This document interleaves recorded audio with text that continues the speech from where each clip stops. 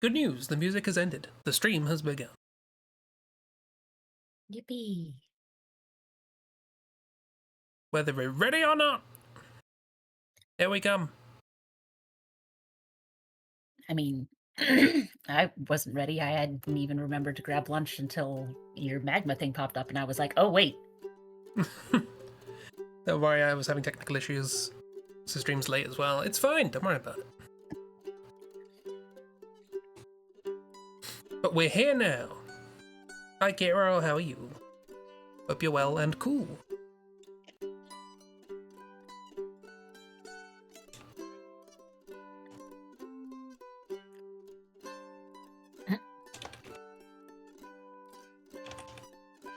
For now, glasses work on my cat, it's fine. Fancy nay. It's not even really a cat. One day I'll learn it to be a cat. But yee, stream, we're here. We're live. Clearly it's a shrimp. It's got some shrimpy tendencies, but so have I. And I will never be a shrimp. A prawn, perhaps. Not a shrimp. Still hot? Boo! It's picking back up here. It's the hottest. It is the hottest that it's been in a while. We're getting condensation back on cold drinks. Hi, Bet. Multiple places had various thunderstorms here in the United States yesterday, which I'm not complaining. 1, we need the rain. 2, means fewer booms. Hooray! It'll be in the 20s tomorrow, hurrah! It was perfect timing. You know what? Spent a decent time trying to get the stream to work. Did not think of what to draw at all. So,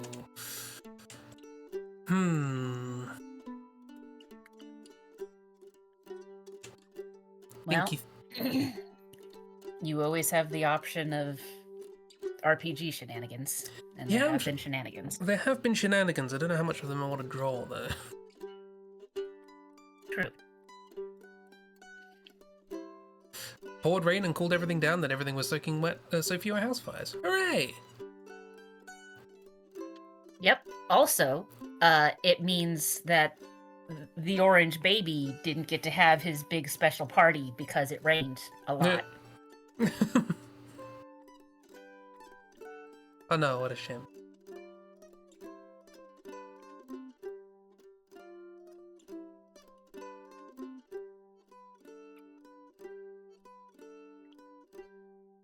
And it was actually kind of funny because before the rain got there, they were originally going to cancel various bits of it because it was too hot. So it's like, how many acts of God is it going to take before you just say, yeah, we're not doing this anymore?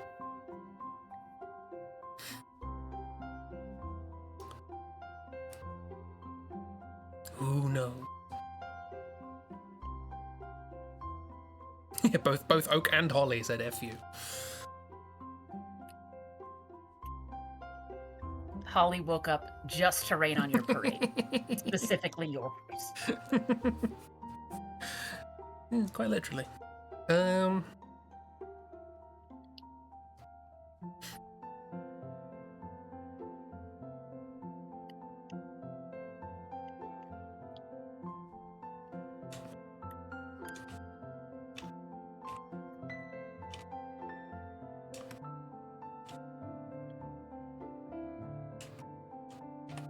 Well, when in doubt, you can always draw boifs. True. And that probably will happen. But I've been doing a lot of that, and have actually finished a comic with the boifs. It was posted yesterday in the Discord and on my website.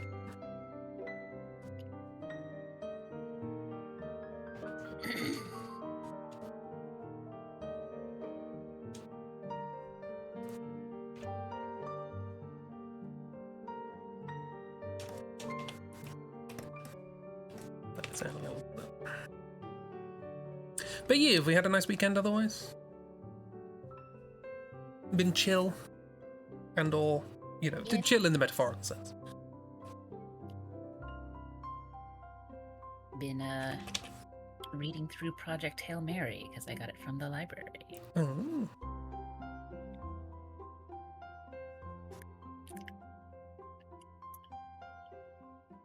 And I can see why they had to change elements of it, if only because, while there are parts of the book that are fairly funny, they are fairly funny for a certain subset of people. So, like, you know how in the movie we've got, like, the nanny bot Armando that's like, we're going to go through some are you out of your coma checks, cognitive checks, and asking for various mathematical stuff. Oh yeah, I thought about that. One of the questions it asks in the book is what is the cube root of 8? And good old Ryan Grace isn't awake enough to know his name, but is awake enough to remember what the complex plane is. So he decides to be smart about it, and answers one of the complex roots solutions for square root of 8 to see how smart the robot is. So it's like, can't remember why he's here or where here is, but he can remember literal complex algebra.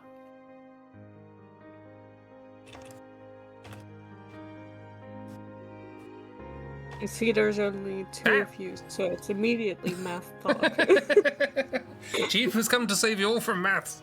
In my defense, it was actually Project Hail Mary talk. It just happens that there's, within the first couple pages, a math joke that, like, nobody gets. Bear is right, though. It's a very great way to introduce a character. Man doesn't remember his name. Man has no idea what's going on, but he remembers that 8 has more than 1 cube root. I did see a line that did the rounds a while ago, where it was like, I can't remember exactly, but it used a particular system of measurement by instinct, either metric or imperial. I can't remember which. And then goes, right, so that means I'm either American or from this tiny country somewhere in the middle of Europe. And I was like, I don't remember my name, but I remember that country uses metric or whatever it is.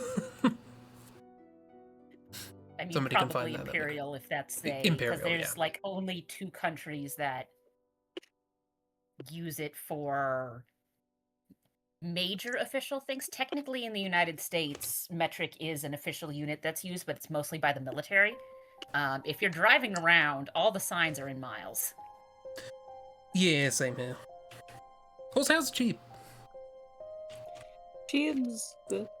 Bleh? Cheap's good. Cheap's good. Cheap's good. Cheap good. Cheap Soul Musical. Cheap Soul Musical. Woo! Woo! It was a solid okay.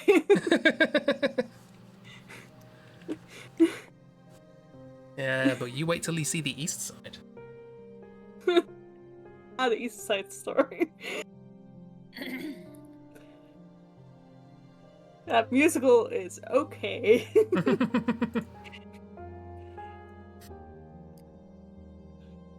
Yeah, our drama department at work, which is a school, was going to do not the full West Side Story production. They wanted to just do the music of it, because like once every 3 years or so, the department does a musical for one of their productions because it's just so much work. But apparently, due to like licensing stuff, they couldn't just do a like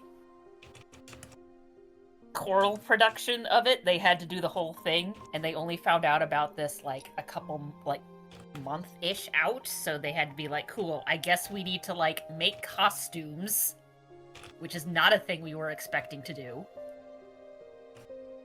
So they just used colored shirts to represent the different gang affiliations. I think they used purple and orange. Mm-hmm.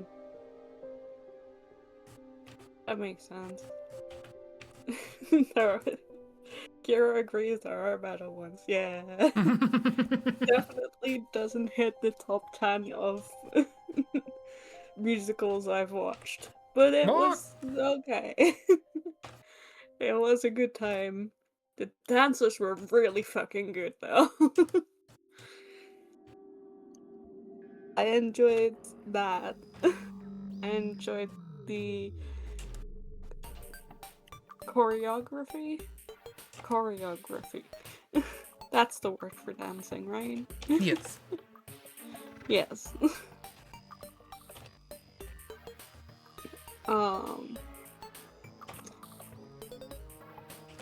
But yeah, I didn't know it was just a Romeo and Juliet adaptation. I just based on the fact that it was like, oh, this two rival gangs, I figured there'd be some kind of Romeo and Juliet-esque bloodline.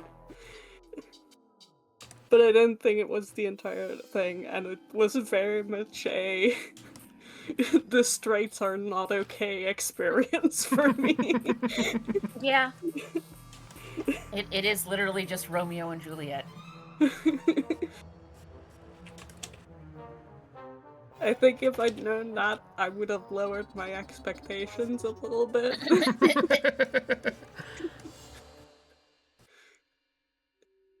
But as it was very much like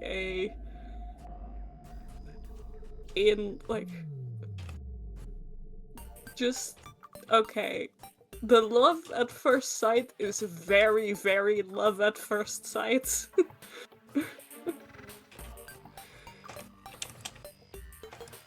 And I just,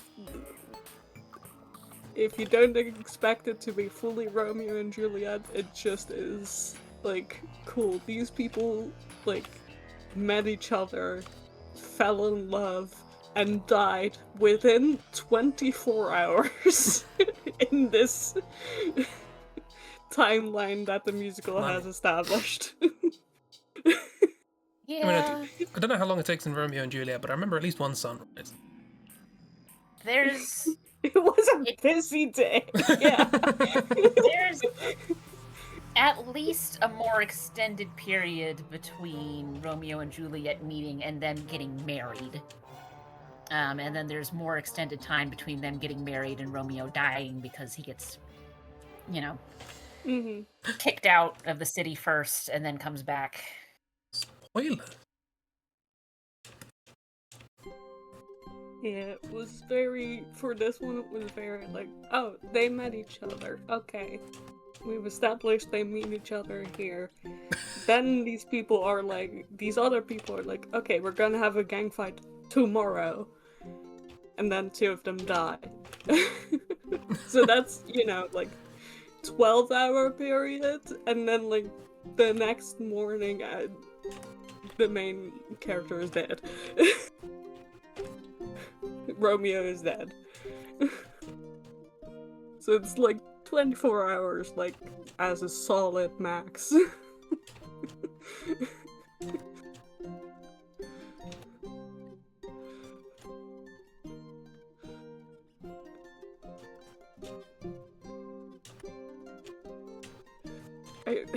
That's a pretty quick turnaround. It's efficient. It really got me that, I think it's, the second song or something. It's, the Romeo characters, whose name is Tony, for those who are not in the know. Tonio. Tonio. He has, a I Want song, and the song is literally, something is gonna happen. Something might be happening tonight. It's just trying so hard not to laugh. It's something? Something. More specific? That's the best you're gonna get. Something. Something, might be happening. Okay, got it.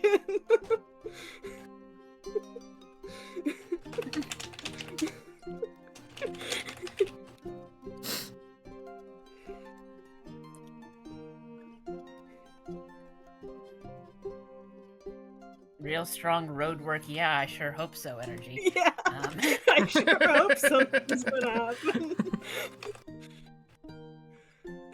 I mean, you could... Has anyone done a musical adaptation of Waiting for Godot? It's possible. You could have a musical where nothing happens. I'm sure you can. It's just a really funny premise for a song of just like something might happen. I feel in my soul something might happen tonight, specifically, I guess. Why?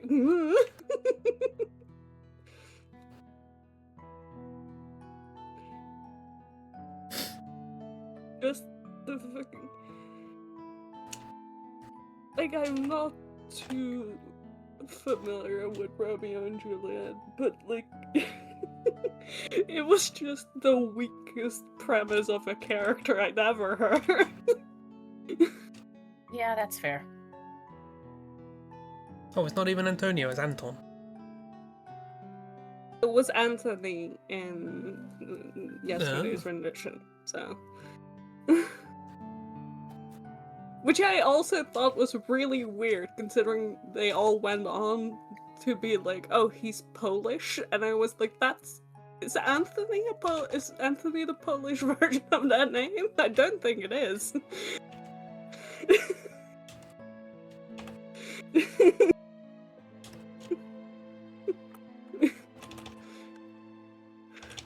I think it's also especially more funny in the Dutch version.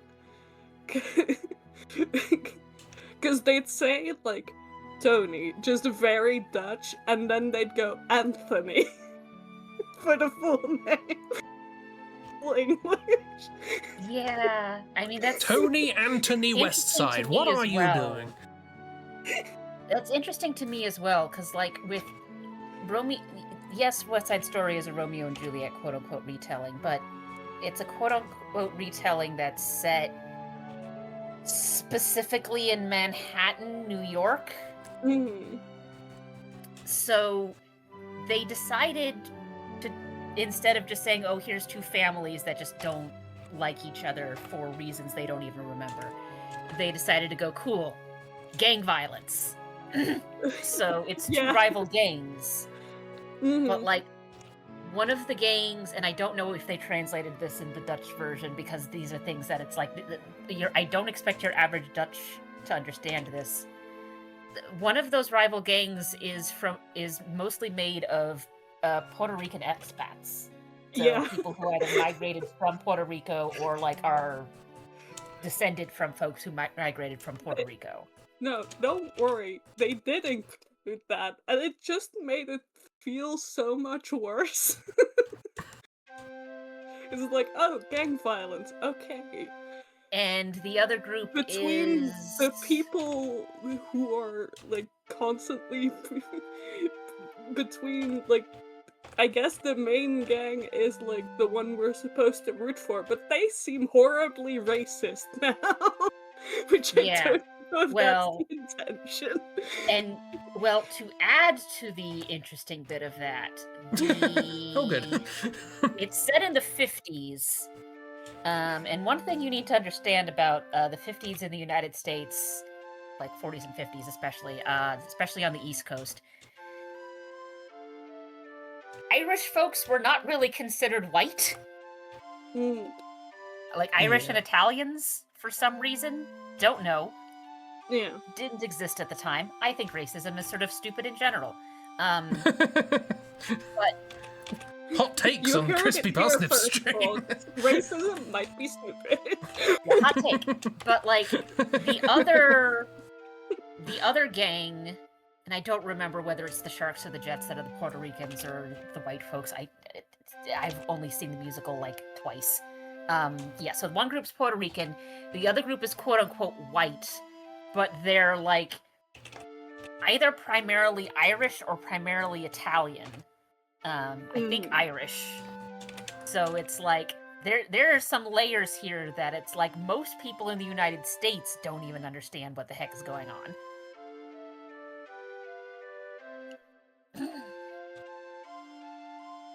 Tony's Italian married. Okay, yeah, so probably Italian instead of Irish. I couldn't remember. I just remembered that it was one or the other. Okay. Yeah, that, like, didn't really come through at all. Yeah, Well, and like I said, It was mostly just like, oh, there's this white gang, and that are being supported by the police. And then there's this Puerto Rican gang, who they are horribly racist against. Yeah, basically what sort of happened for both Irish and Italian immigrants really is basically, if you look at it as a whole, it's like, we will accept you into whitedom if you help us like shit on these black and brown folks.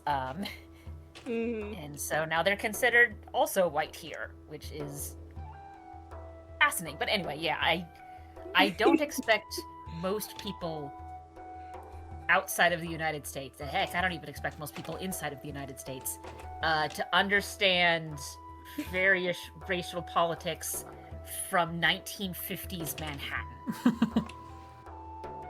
Hey, I've watched at least 2 episodes of Doctor Who set in 1950s Manhattan, so I'm perfectly well versed.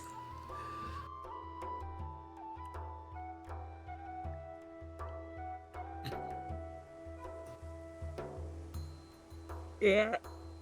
Anyway, the dancing was great. Well, they appear to have been very good at dancing around certain topics. Yeah. And then better musical news. The guy who didn't like musicals, they made a little revamped version that's now out. Yeah, I saw that. But I didn't watch it, but, you know. Of course you didn't watch it. I've already seen that one. All that it existed. You want me to watch new things, not remakes of old things. I do enough of that myself. But yeah, I did watch it already, and it's good. It's good, yay.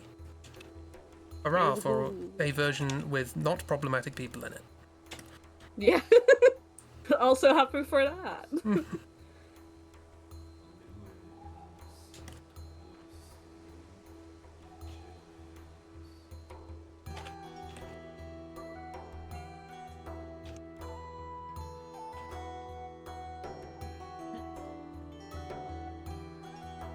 Hero wants a watch party. We can do a watch party. I am down We for watch should parties. first do a watch party of Cinderella's Castle. Oh yeah. Because I still need Chris to watch that and enjoy puppets. Puppets. Always here for puppets. I need Chris to enjoy the frog.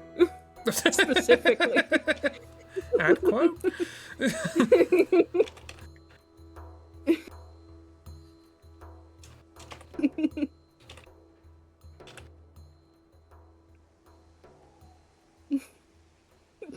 See, Kiro gets me.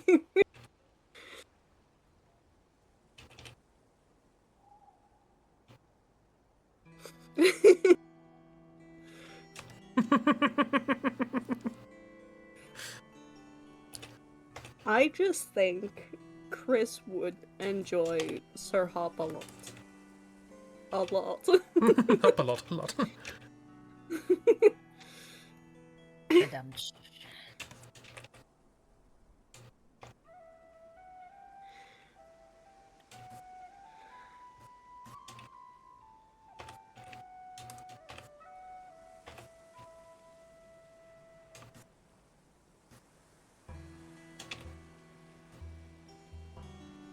So yeah, I did that today. I watched the guy who didn't like musicals again.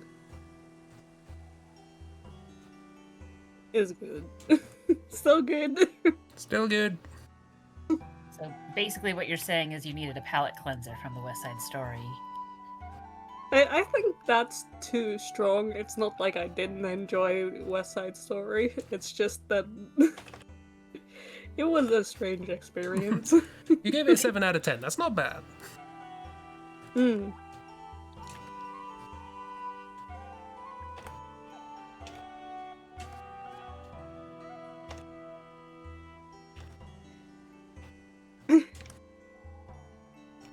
And other than that, I just played a bunch of AFK Journey today, so... Ooh. Which is also just for Kiro, honestly. Everything I say is just for Kiro.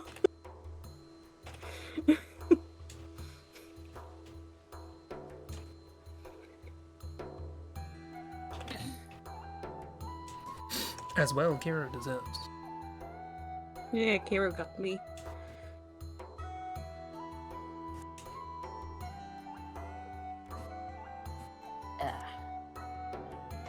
Okay.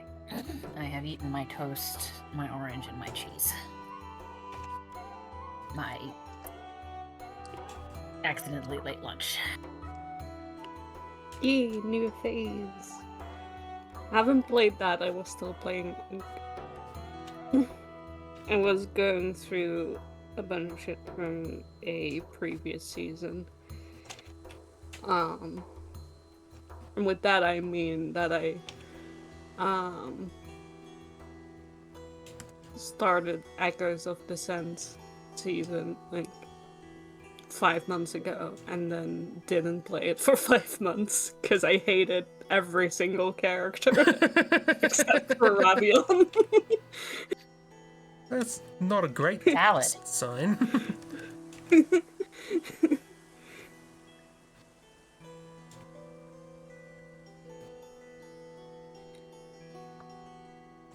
Still going through the waves of intrigue.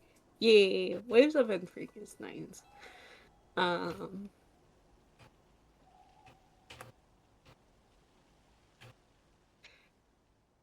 But yeah, Echoes of Descent was just...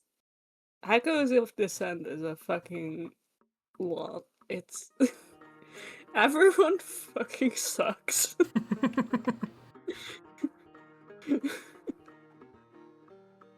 The only one who doesn't suck is Ravion, and he is great.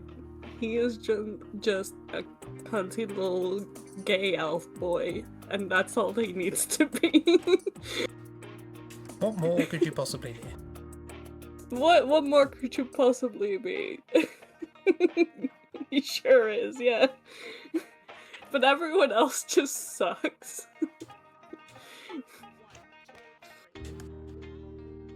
Indra's kind of get redeemed. I do like Indra's now, but like, even that took a while.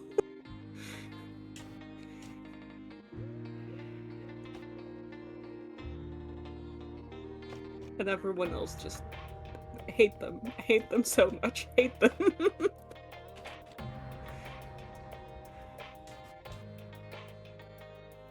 There's this character, Valera, who I'm so glad I, like, completed building before I, did this season, Echoes of Descent.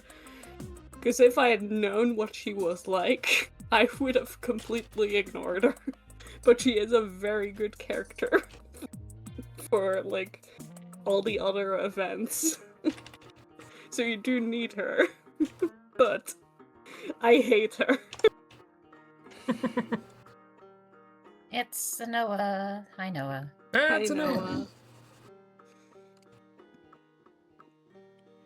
Everyone congratulate Noah. They got a second book as an audiobook. Ooh, hell yeah, Noah! congratulations. Congrats.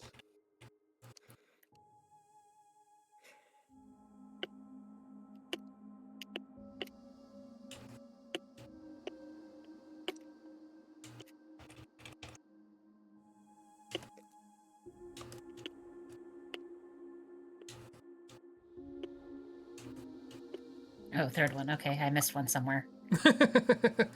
Even better. Those were just very delayed congratulations. Now for the new ones. Hooray! Now for the new one. Congrats! In my defense, I was only aware of the two. I'm personally a big fan of the in my defense, I didn't know. It's like, what can you say against it? I didn't know. Deal with it. Ignorance is the default state of life. Haha, gotcha.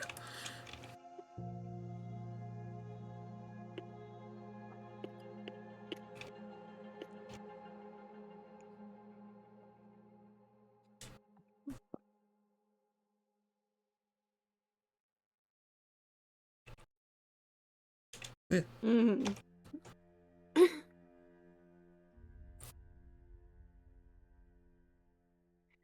Yeah.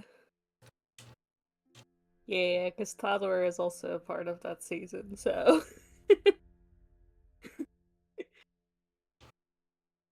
See, that's always the He also sucks.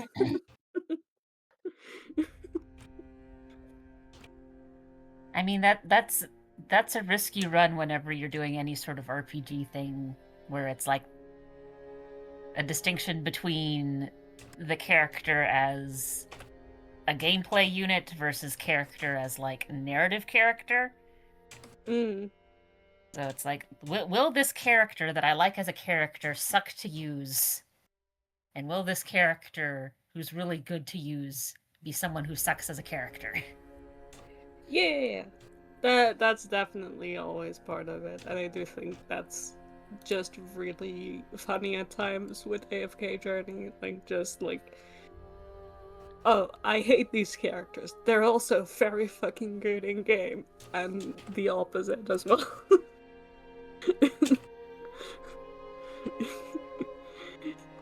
Because I just recently like completely maxed out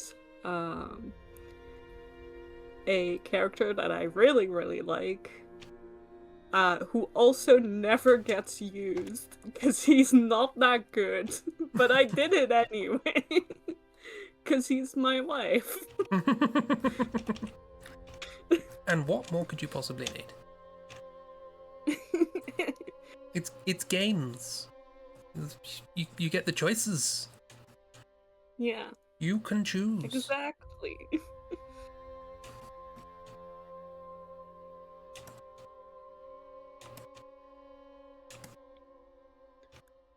What I also always think is fascinating about games like AFK Journey and such is also like, what characters do they decide are important enough to turn into a playable character?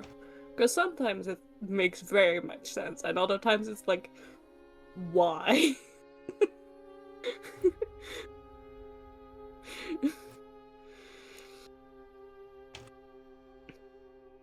What game? AFK Journey.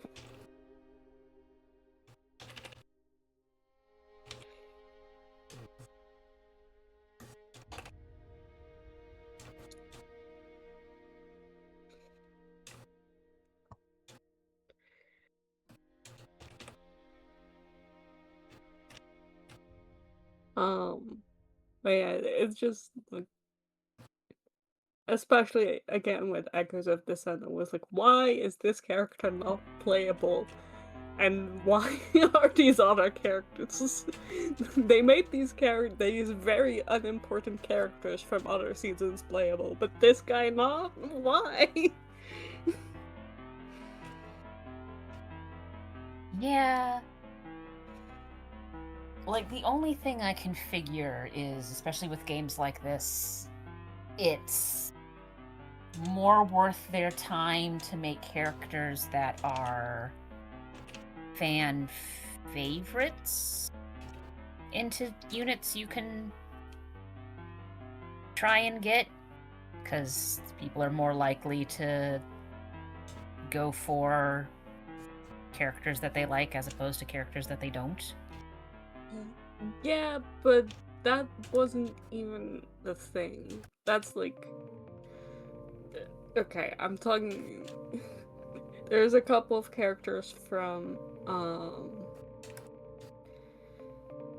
what's the previous season called? Anyway, Spring.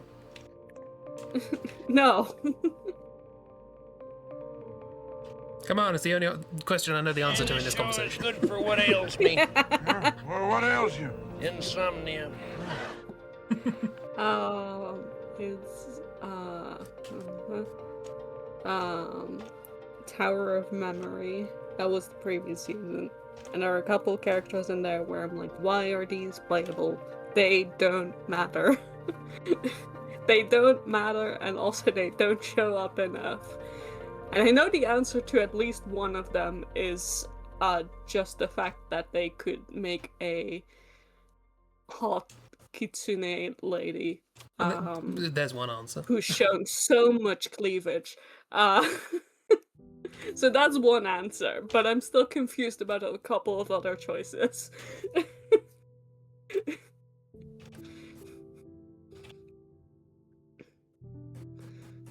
Know exactly what you mean.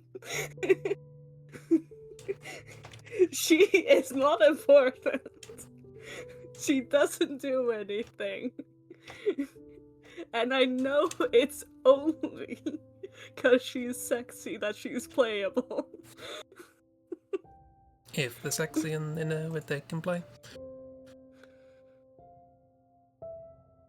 You will take a pick. I think I have a clear image in my head. I don't know about you. Speaking of clear images, good bear art. Look at Good bear art. that. Good bear art. Not enough cleavage. Yeah, just keep drawing down.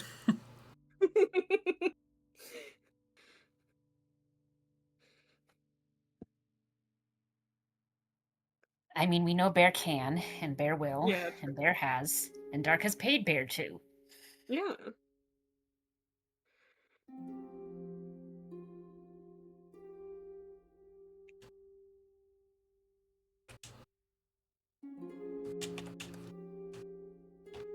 Who are the characters? I'll put some.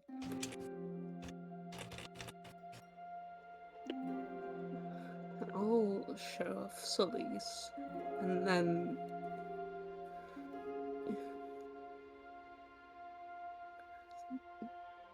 give me a better picture of Sully's. There Kira's we go. got it. There we go.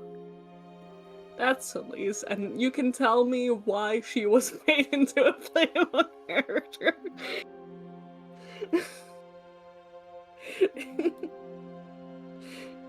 Do you know what? I'm pleasantly surprised, and this is what the internet has done to my brain. That I looked at this character, and my very first thought was not as young as I was expecting. Oh, I can give AFK Journey some shit for like how obvious certain character designs are, Yeah, but teacher, like nice. I do love AFK Journey for just the variety of characters that are available for what's essentially a silly little gacha game. Yeah. I mean, maybe it's because I've played too much Disgaea, which does have a unit in it that is a nine-tailed fox, but my brain went the other direction. My first thought was, those boobs are not as big as I expected them to be. Like, it could be so much worse. Smaller boobs, a reasonable age. We're doing all right. Well, for gacha games, we're doing great. It was just like out of like most of the characters in AFK Journey, she was like immediately like I clocked her as like, she is the sexy one. Sure, got it. Like it says a lot. It says a lot more about how well they do with the other characters. That for Solis, I was immediately like not into it because it's just very obviously like, oh, she's the sexy fox lady. You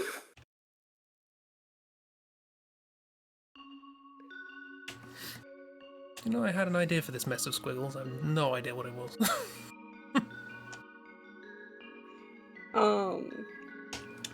But yeah, the AFK Journey does like very well with other characters, especially in comparison to other gacha games. Yeah. Which, for the record, just yesterday, Toe and I did a little mini celebration because guess what? Honkai Star Rail dropped its first female character with full-length pants.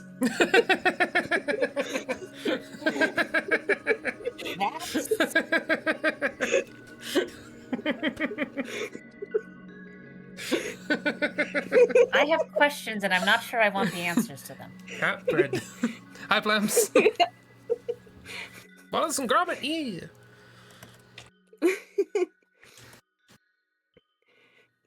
Because all the other female characters are either just like wearing basically the same dress, or the tiniest little shorts you ever did see. Hi, Lewis. Starting with the grand day out, as you should. Here. Illness? No, boo. Recover. Eat much cheese.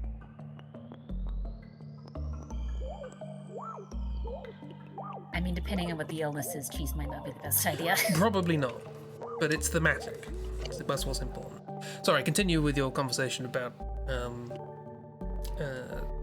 gender roles in Honkai Star Rail.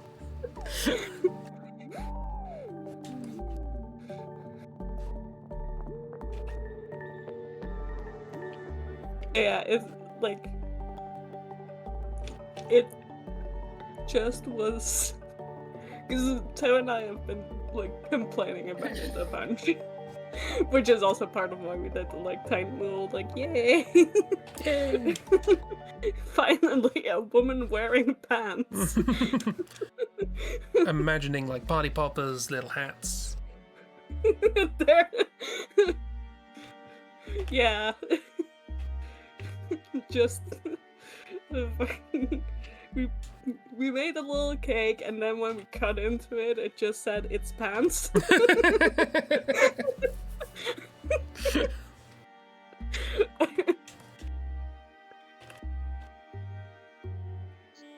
But yeah,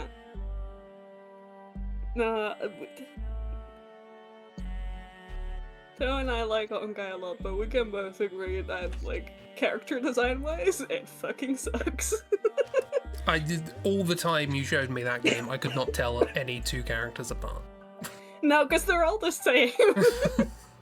They all have the same model. Like, I know I struggle with anime face, but I feel like that was particularly egregious. They all have the same face. They all have the same skin tone. It's everything's the same. They're all the same person wearing different wigs, essentially. And it keeps getting worse. But no, it doesn't. There's pants now. But now there's pants, so we're going forward. We're finally in a time where women can wear pants. Wow. Welcome to the 20th century. I know. Fantastic future. Yeah. Like, on one hand, I sort of get it from a 3D modeling perspective, but when you have that many characters, like, I can completely understand reusing the base assets when making models. But when you've got that many characters, like, could it really hurt to have, like, 3 lady and 3 guy models? Like, variety, a little bit? I mean, they do have a little bit of variety. It's just not enough to be all that noticeable. Also, I'm gonna say it as somebody who has done some 3D modeling and messed around with that sort of thing and making rigs and so on and so forth. You would be amazed at the difference in body shape that you can make with the same skeleton. Like, Yeah, exactly. you do not have to change the skeleton animations, run cycle, walk cycle, etc. for a change of outfit. Maybe some physics needs to be changed, because trousers behave differently to skirts, believe it or not. But that's not... Physics is normally handled by the engine, not by animators, so... Okay, I do want to give some more context, as I just looked it up. Currently, there are 89 characters in Honkai Star.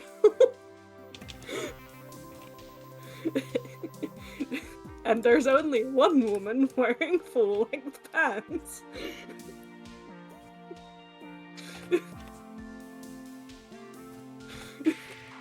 I mean, I don't know about you, that sounds like a perfectly normal proportion. Yeah.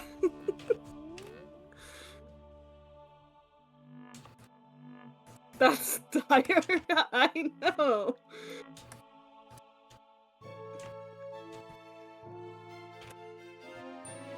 I mean, I feel like that only makes sense if you're in a setting where, like, you look at the setting and go, yeah, no, I don't want to wear pants.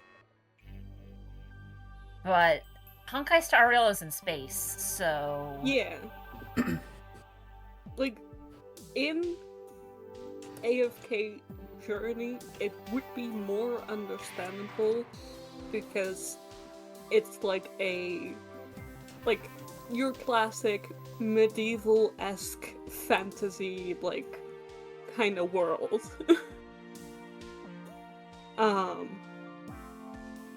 So it's like, okay, more women wearing dresses, got it. But even then, AFK Journey has, like, so many lady characters that wear pants of various natures.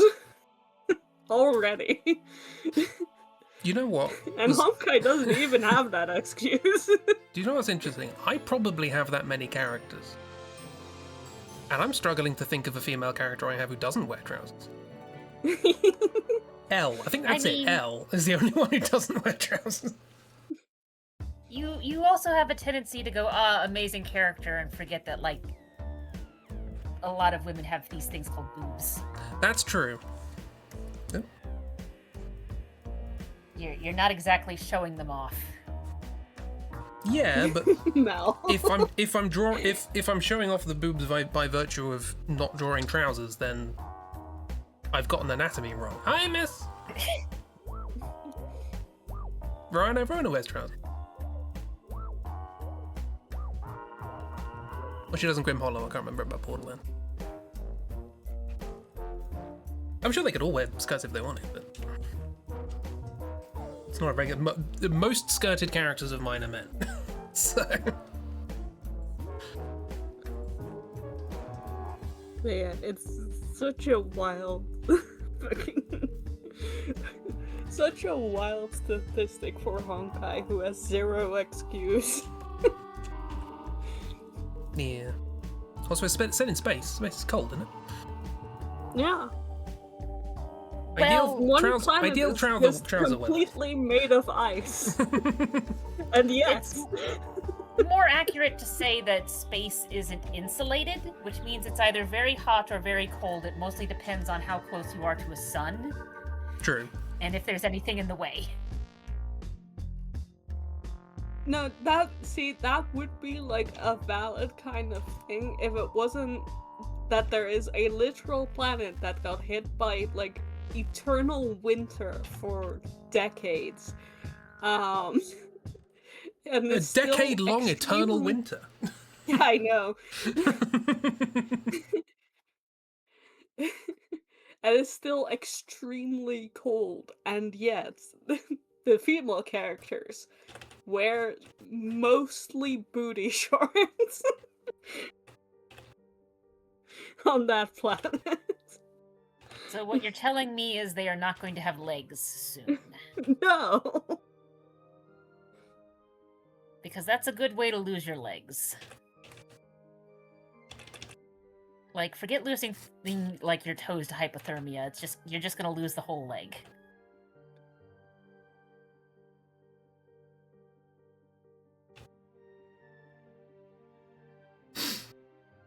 Don't see a lot of people in daily life wearing dresses or skirts. Maybe it's more of a deliberate choice when a character does. I guess. I mean, I'll have you know I'm wearing a skirt right now, but you also can't see me, so that doesn't really disprove your point. It's, for Honkai, it's, because it's very much like, nothing has, like, the same aesthetic. So they can just kind of do whatever they want when it comes to clothes. And yet,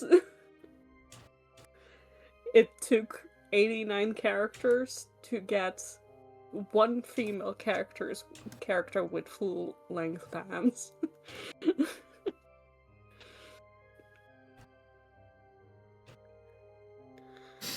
I'm always in my gamer dress, you're quite correct. Mm-hmm. Always. Always. Well, I mean, if you wear a dress while you're gaming, that automatically makes it a gamer dress. Well, if I recall correctly, because I did draw Snip in it once, that has, like, built-in shorts? So how does that work? Is that shorts? Is that skirt? I mean, it's a dress, but I mean, no there's longer technically a shows thing up called when a I search gamer skort. dress. Where would that go on the honkai checklist? Hmm? Skort. Well, this is saying skort as well. Yes, the skort is usually Which is a Pokemon cry, isn't it? well, it's usually either shorts that have extra material around them to make it look sort of like a skirt, or something that is sort of a combination short skirt.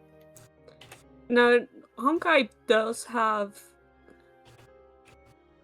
a lot of skorts, or at least adjacent situations, but also that always feels more like as a deterrent so people don't start upskirting the characters. Yeah. Fair. Because a lot of the dresses are, like, very, very short. You know what Honkai needs? Boob windows. Yeah, no, never enough boob windows. That's for sure.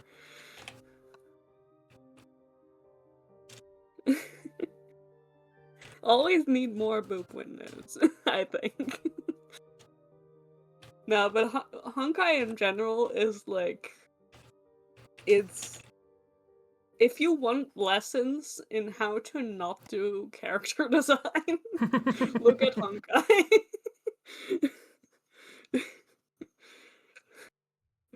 Like, they make pretty clothes, and, like, I do like the characters. I think they're very pretty, but also they all have the same face, and all have the same body, and all are the same skin tone.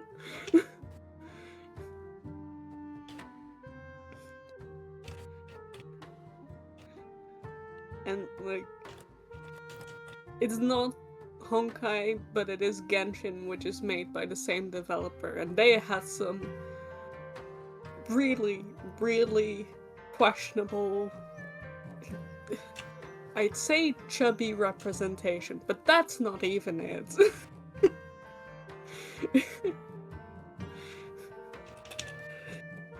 They made a big deal out of it being chubby representation in your anime video game where everyone's skinny as fuck. Oh, I can only imagine. No, you don't know the worst of it. First of all, Oh, she okay. was not chubby. Second of all, she was themed after a cow.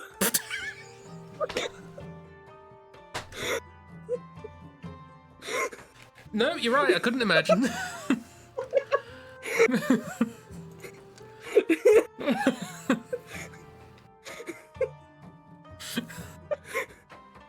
I have questions. I don't want them answered, though. It was...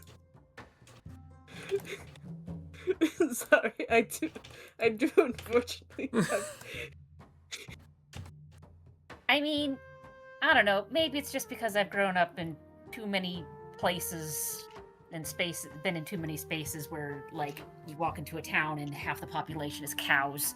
But to me, any sort of thing where it's like, we're associating cows with chubbiness. I always kind of want to walk up to them and be like, so have you ever, like, been in the same space as a cow? I have so many notes. But no, really? Just... Oh, see, look at how chubby she is. Yeah, I mean, there's thighs and... Thighs? Thighs, mainly. An hourglass figure. With my whole... Describe her as chubby. Yeah, with your whole chest, definitely. With your whole 10-inch chest. Describe. Yeah, I just kind of want to take any of these folks and just put them in a field full of either cows or bison and see how long they last. Ooh. My guess is 2 seconds. I have a fun fact as a palate cleanser. I think this is cool, particularly Mrs. here. Do people know where the word maverick comes from? I hope the answer's no, because that's the fact. What? And so Maverick, a person, kind of. I'm gonna say the fact was introduced to me as it was named after a person. I disagree.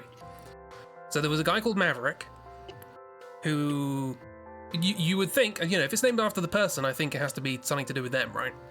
Like this person was a maverick, was like a trailblazer, whatever. Not true. He was a landowner in America, and a very lazy one. And he couldn't be bothered to look after his land, didn't be bothered to look after anything, and he had one worker, I think a slave, looking after all of his hundreds of cattle.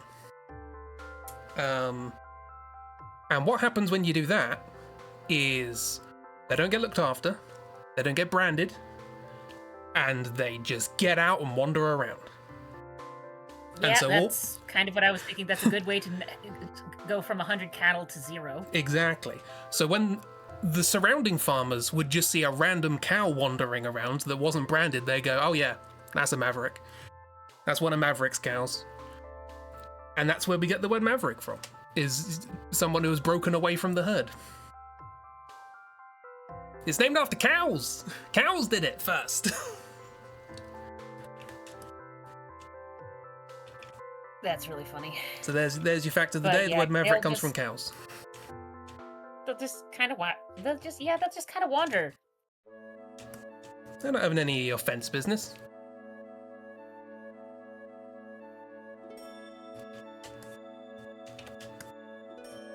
Cows, the OG mavericks. Puts on sunglasses and flies off in a jet, as cows are wont to do. I mean, are you going to stop them? No, Are you capable of stopping them? absolutely not. Because again, as someone who has been around cows, boy howdy. Boy, county. Like, unless you're dealing with either bison or something or a male that hasn't been gelded yet, Wake me when the show they're starts. not It's already been usually on all a that while. aggressive, but it Wake just me when takes it's one over. hoof, and then suddenly you've got like 50 broken bones.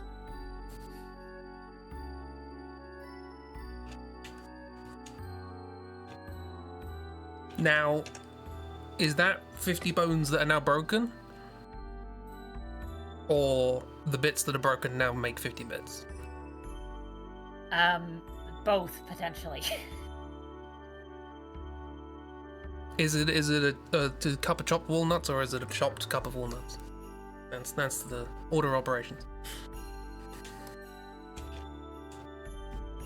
It mostly depends on where they've stepped. Because if they step on your foot, congratulations, you now have a meat tenderized foot. They are so big. They are just so big, and they weigh so much.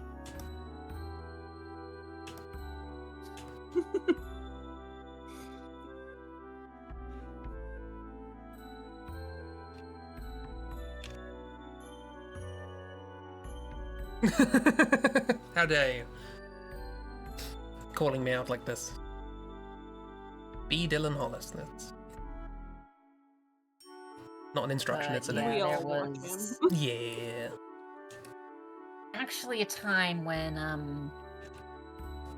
my parents and I went over to Yellowstone National Park for a while because we were up in the area for a family thing. So it's like, oh, we're gonna go to Yellowstone, and I guess there was a town nearby that had some sort of motorbike convention. So there was a bunch of city folks with their motorbikes driving through. But the thing about Yellowstone is they have a number of wild herds of many things, including bison, and one of them was on the move, and it was moving across the road, and some of the motorcyclists decided it would be a smart idea to try and herd them away from the road while on their bikes. And basically, we were just in the car, phone ready to call the ambulance if one of the bison decided to take offense to that. I know it was a slip of the tongue, and I always feel bad for bringing them up, but I do have to give my appreciation for motorcyclists. Because that is what I'm going to call them from now on. Good old motorcyclists. And they're good motorcyclists. I couldn't even say it. Motorcyclists. I mean, if they weren't careful, they were going to get fused with their bikes, so... Just ending up in the hospital in one giant chunk.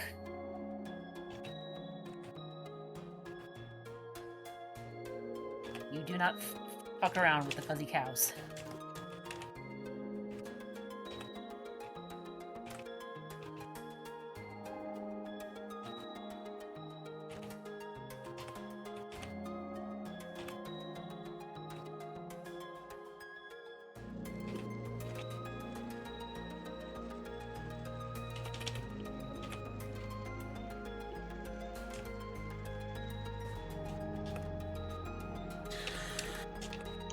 Tell you what, drawing's not coming easy today.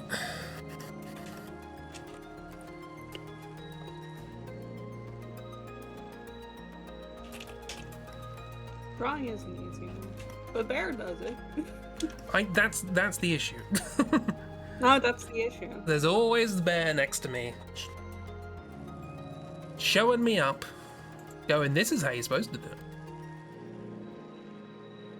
They do it deliberately, you know. They'll claim not to. Yeah, bear cheats by doing silly things like, you know, practicing. Like studying things, like anatomy and... What if I add to the canvas and offset the balance? What if who?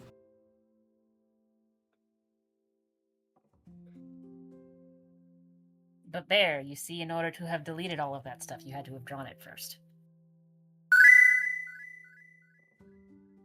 Atlas is just going to unsheath his knife and give you a whirlwind of a time.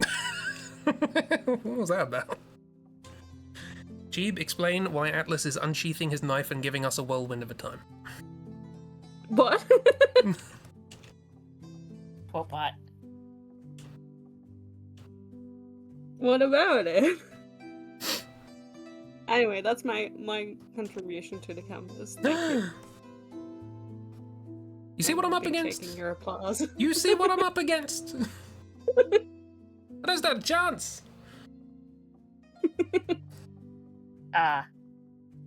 Borb. Grumble, grumble.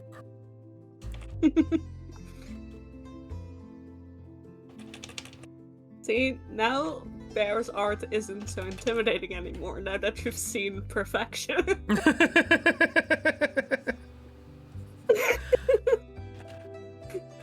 They're not. Still intimidating. Still don't want to be punched just because I've seen a gun.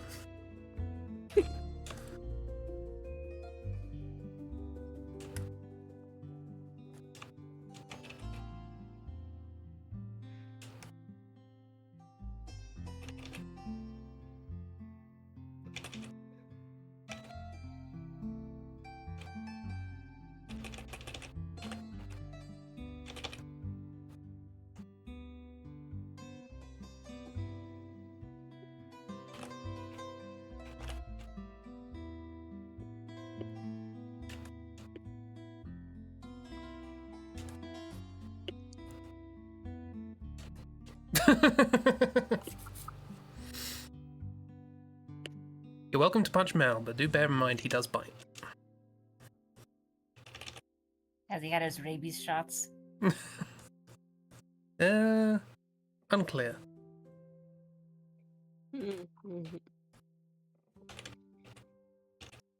Oh yeah, I was doing a meme thing when I what about that? Ragdoll posted a I think it's Ragdoll. A big old grid of 5x5 grid on one axis. It was no bark to catastrophic bark, and the other axis was no bite to catastrophic bite. And boy, do I have characters for every square on that grid. Doesn't surprise me since you've got like 90 of them. Yeah. So, have been doodling that, but forgot about it because game got in the way.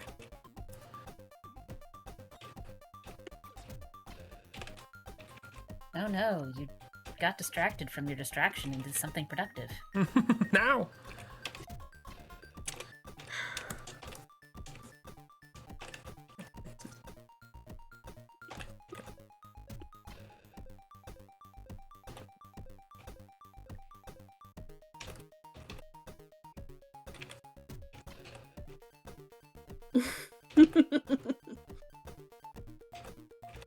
I mean, that sounds like Nova.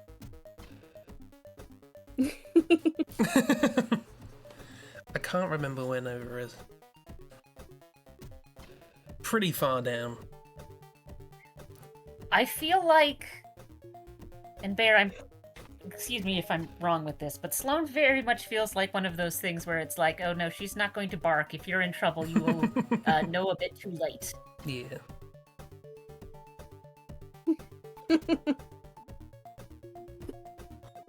I don't think Moggs and Sloane are ever on the same side of a spectrum.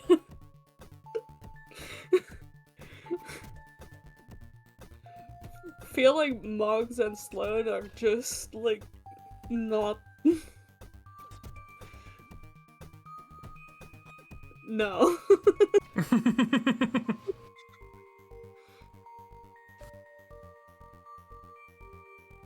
Yeah, I feel like Sloane belongs in the corner of no bark, catastrophic bite. You will get no warning.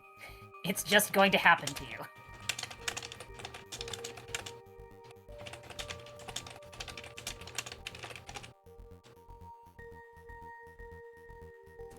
Does the way they look count as a bark? Actually, that's an excellent question. Maybe if it's on purpose? Yeah, if it's a performative look. If you know. If they just look intimidating by nature, then not really. Yeah, because I'm thinking, because like... Sorry, carry on. No, because I'm just thinking, because like Rowena sometimes looks very intimidating, but that's just because she has resting bitch face and just doesn't care about looking all fancy.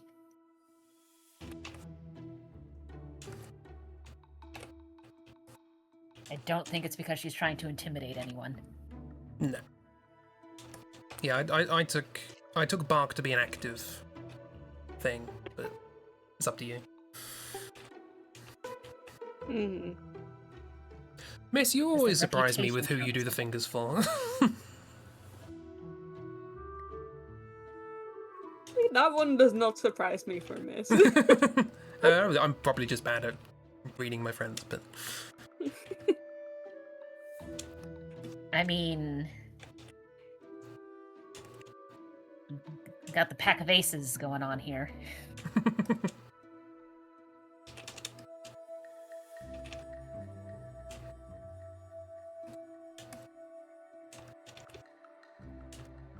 Yeah, Miss usually does the fingers for if a woman could destroy them. Oh, okay, that's a simple rule. I can get behind that.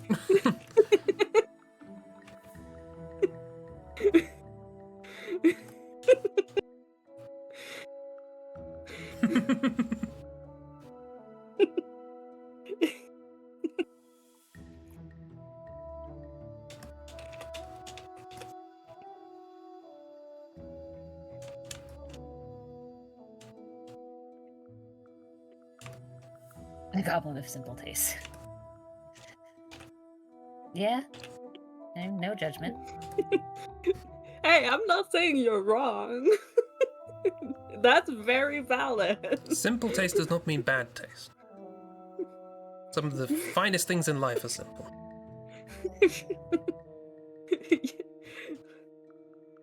I can tell anyone they have bad taste considering my bad taste.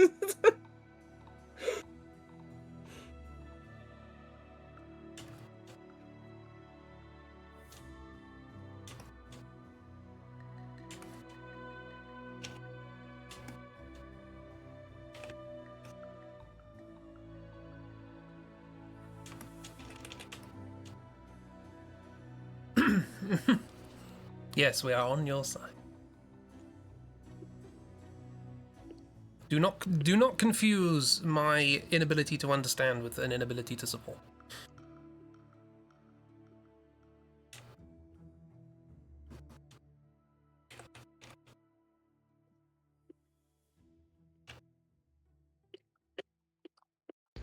I'm simply an easy to confuse but vegetable.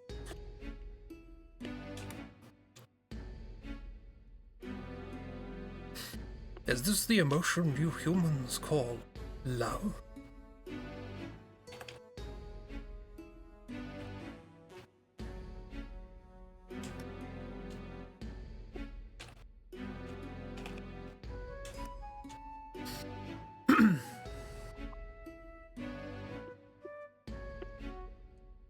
We all have terrible taste wrapped in puffy shirts and tight trousers. Looks at Jupiter. Also terrible taste, yeah.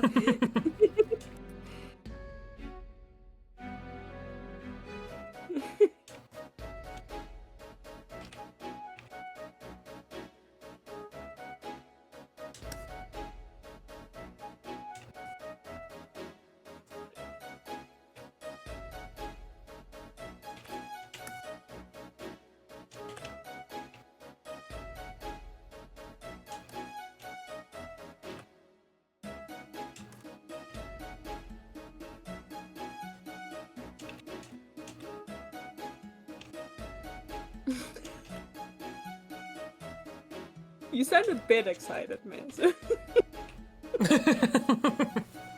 Yeah, I was gonna draw boifs and I couldn't think what, and then someone said cleavage, and this was the first thing that came to my head. So.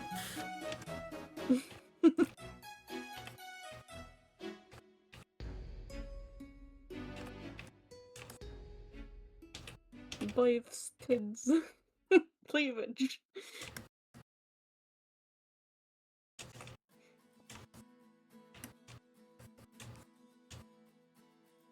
Absolutely very jealous of Jay. I see Ragdoll has drawn Rocky. Rocky. Yeah, and there's Adrian. And there's Adrian. It's just really funny to me that that the entire fandom has agreed that. Well, so there's three things the entire fandom has agreed upon, but one of them is at least understandable. Everyone has agreed that Adrian is sort of a bluish-green color. Makes sense due to various cues from the movie. 2, Adrian is large, which, yeah, giant woman, go for it. 3, is Trongle. Trongle. Yeah.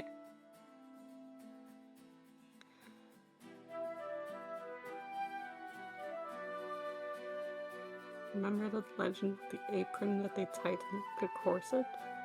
No. What? Bear, Feel free to share. elaborate? Strange grumpy Batman. Oops. Oh, the I can never remember what they're called.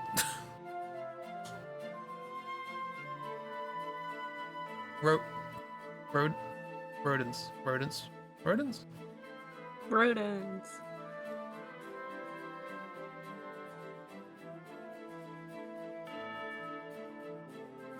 Yeah. Hot. I mean rodents.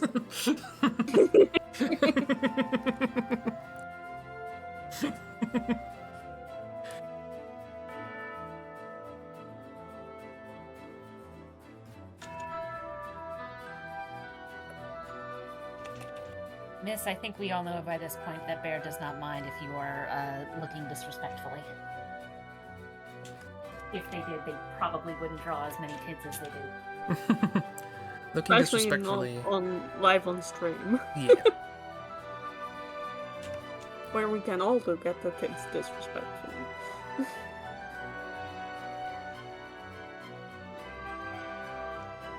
Look, the important thing is this is my stream.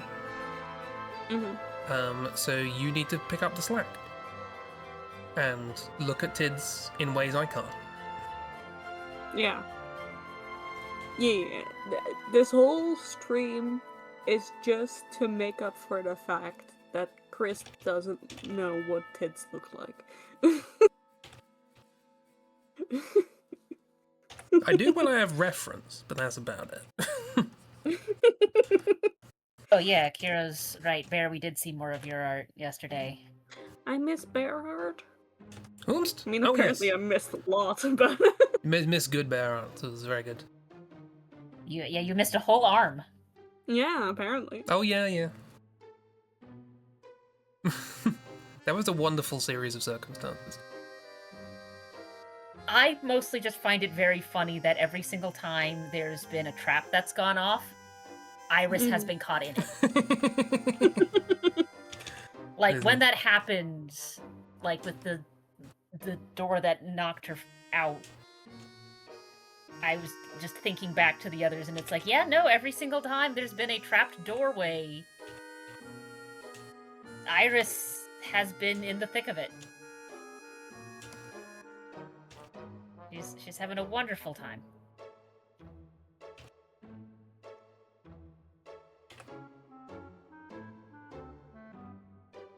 Need tea! I mean, clearly Iris hasn't learned yet, so I think the day's been fine. I mean, Iris seems to be chugging along perfectly well for somebody who's just lost an arm.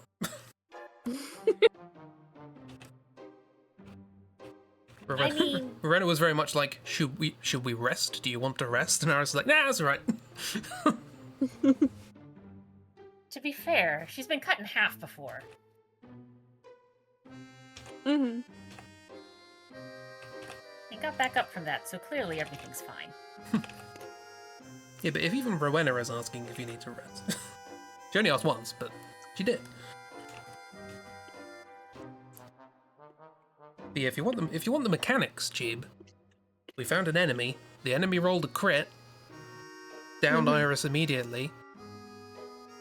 A roll was used to determine what continuing wound would come of this. So Oobs rolled 2 1s on 2 d10s. And then for more specifics, rolled another 1 on a d10. No, it rolled a 2 on a d10. If it had been a 1, she would have died. Damn. And then rolled a 1 on a d4, then lost the entire arm. So That's rough. yeah, if that third d10 had been a 1, she would have just died. Because you wouldn't expect, I guess, a 1 in 1,000 chance. We were pretty close to it. Unlikely isn't impossible, it just means improbable. Indeed.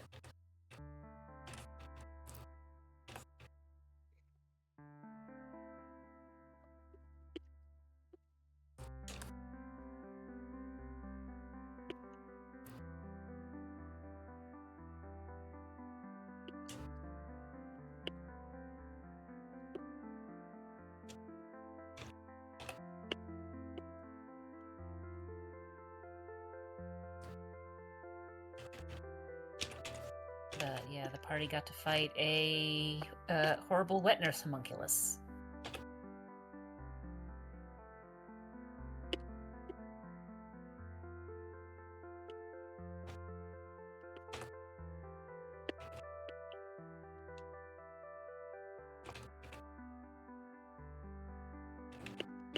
It was fine.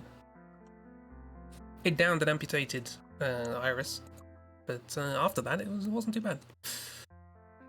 Yeah, I think the only other thing that really did any sort of negative effects to the party was the toys in the room playing pranks.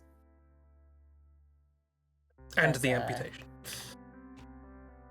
Well, yeah, but like, the attack on Iris was really the only thing where, like, she's the only one who really got any damage out of that, because basically it's like, cool, we've amputated Iris, and then just Bart went all big damn hero on it.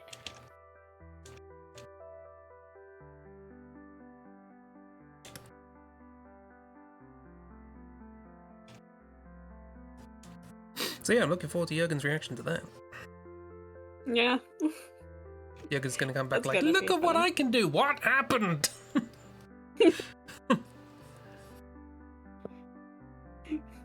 Just Oh, coming yeah, and I in guess with related his to little that, just jingling and then Jurgen was just spirited away by a bunch of ghost thespians. Yeah. So that is a thing that just did happen.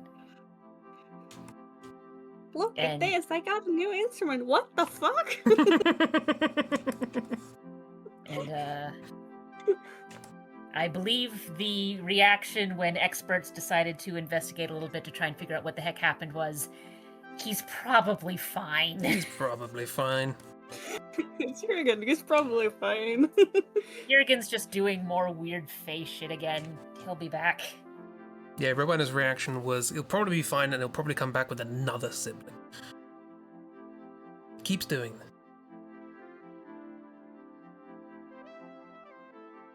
Oh yeah, we beat the thing that amputated Iris's arm, and our reward was the script for the play we performed. Anna, you also got a blanket. And a blanket. I'm sure Rowena loved that.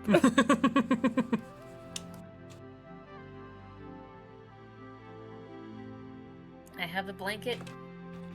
I have a feeling the blanket will be useful later on. Probably. Hopefully.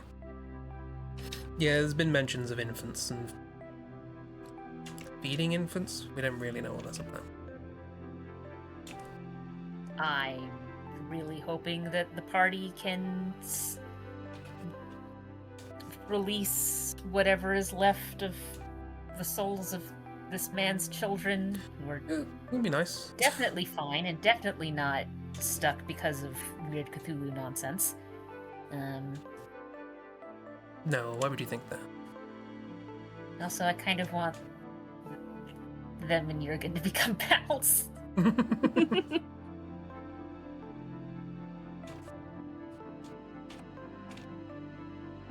Like, if at all possible, I kind of want the little ghost children to become Jurgen's little assistants.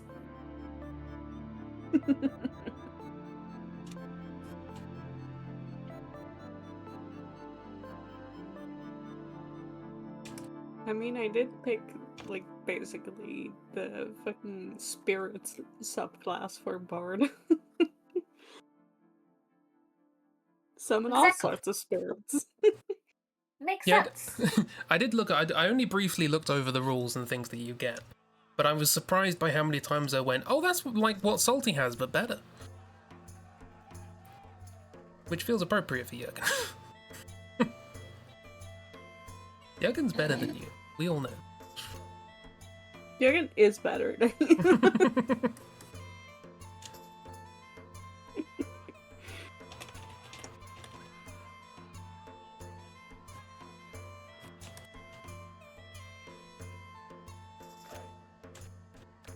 Yeah, because it's, like, the Bard thing. Oh god, what's the rule for it?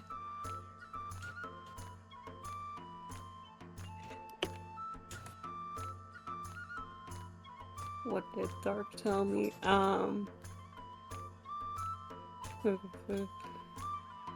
Yeah, because bards have these things called Jack of all trades, which means that,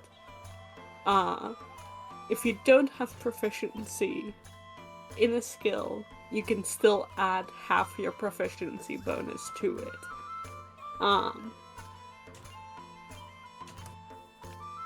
Which, you know, because Jurgen wasn't already overpowered enough.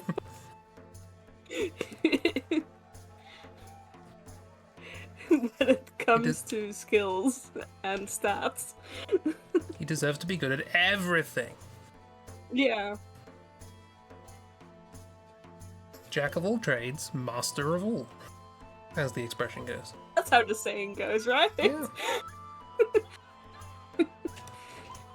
Jack of all trades, master of a concerning number of them. How did you learn all of these trades? Could you leave some trades for some of the rest of us, please? Thank you. No? Okay. No. I mean, he did. he did leave behind his proficiency in intimidation. Well, that's just a natural Jurgen ability. It doesn't really need to try. Also, in return for that, he got the ability to charm people if he talks for them for a minute or longer, and they don't notice it. Oh yeah, that was the one. I That was almost feel like he was doing that anyway. again just a Kept natural just Jurgen saying thing. things and people believed him. Like Yeah. that one guard in the Feywilds where he's just kind of like, oh yeah, just help us, like just let us on through, and the guard was like, okay. Why not? Well, at least now we have an in-universe explanation as to why Rowena will not let Jurgen talk to her for too long.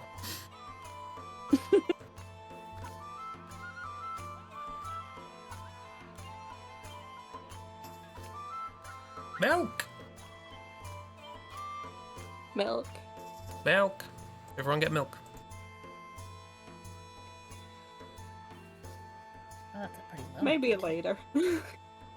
I didn't specify when. Exactly.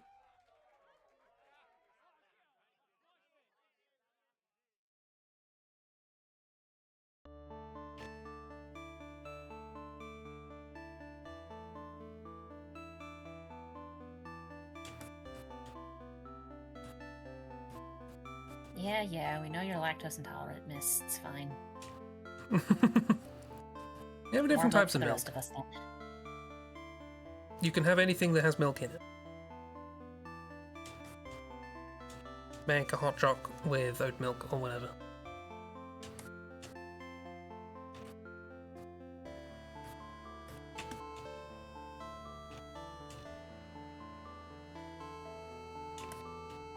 You don't have to be beholden to the cows. They're mavericks, be like them.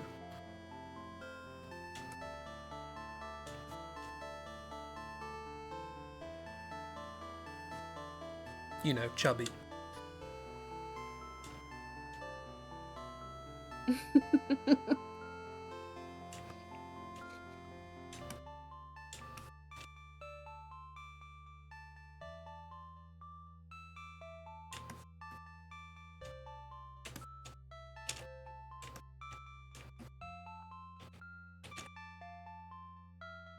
Minging? Mingin! That is a Britishism, I believe. It's very British. Mingin. Disgusting. Rancid. It's mingin, mate! Okay. Minger. Oh god, I've not heard the word minger for like 20 years. It was a very early 2000s thing. Whatever, minger. Inexplicably, my brain conjures images of Catherine Tate. I'm imagining her schoolgirl character. Not just Catherine Tate in general.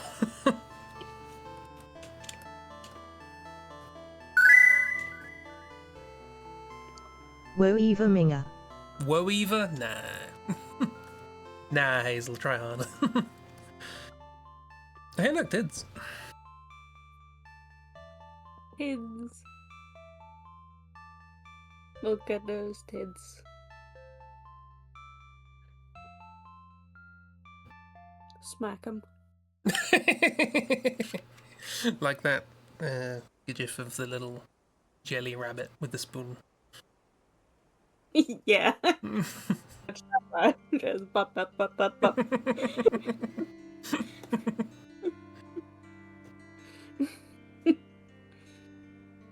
That's all I want in life. To go bop at Bear's characters. You used to say it with the fingers? I do not remember a finger sign for Minga.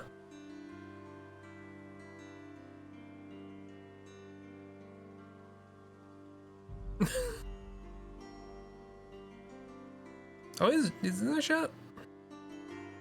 Well, there's Is a that line shirt- around the neck, so... Is that a shirt, or is that just where the head joins?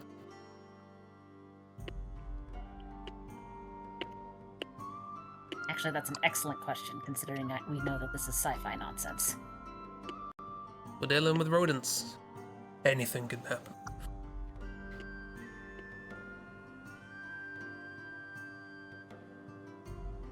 Also, it's dark in here. I'm going to turn on the light.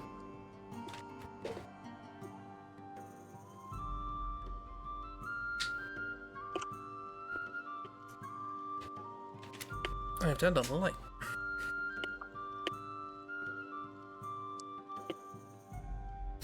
Need to design an undertop? Bottom, I think, is the word you're looking for.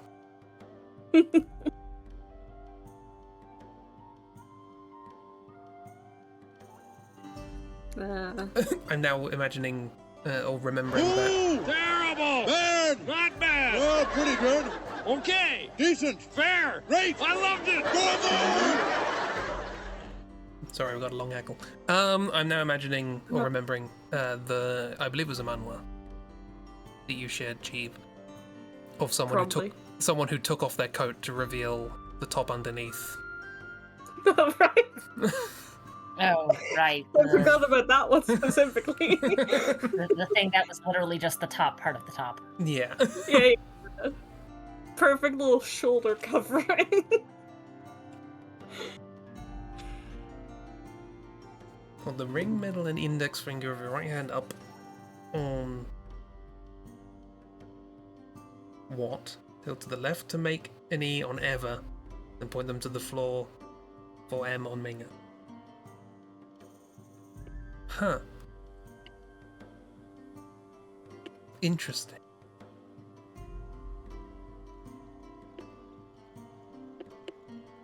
Problem is they overheat a lot. Yeah. You want some good airflow there, Bear. Which of course means you need boob windows.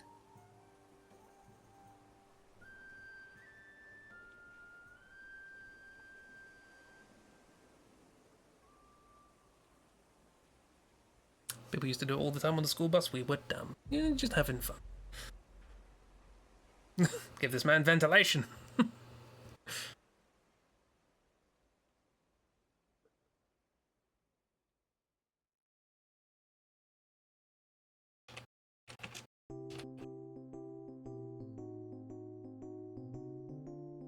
I found it. For Bear's inspiration.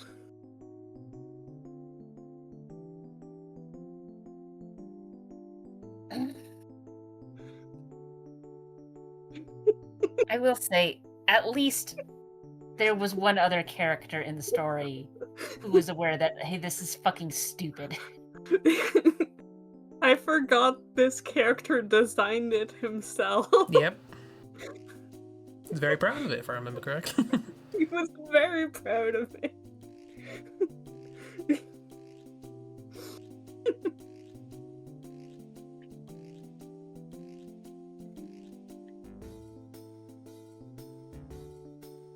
Also, double belt. Just in case. Double belt. What else would you need?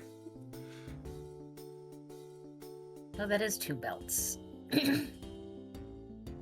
What? Are they even... No, they're not even in any belt loops, I can't sit. Doesn't look like. What do you need belt loops for? Honestly, keep that.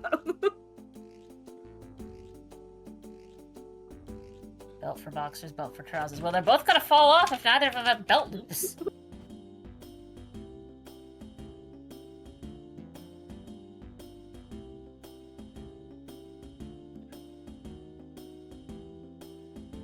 I went back to the context of it, and it's that he designed it because tight garments beneath regular clothes are stifling.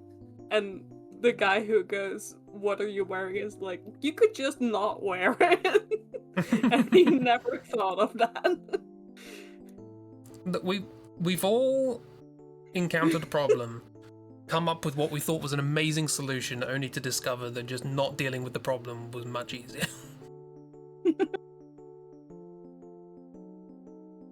Right? We've all done that, right? Right? No, we have, just never in this particular context. Okay.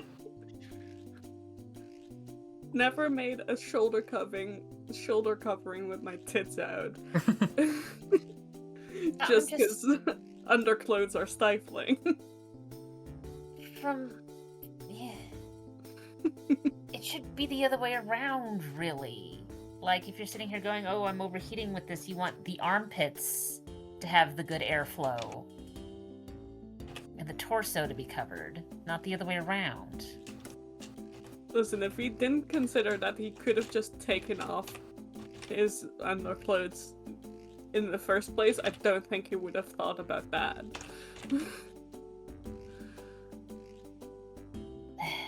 Like, literally every jacket we have around the house for, like, camping and whatnot has extra sets of zippers around the pits just so that you can get good airflow there and not, like, accidentally give yourself hypothermia from having too much sweat next to your skin.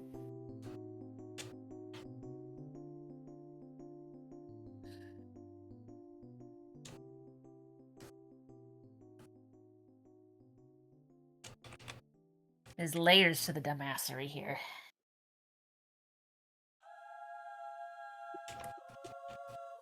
Eh.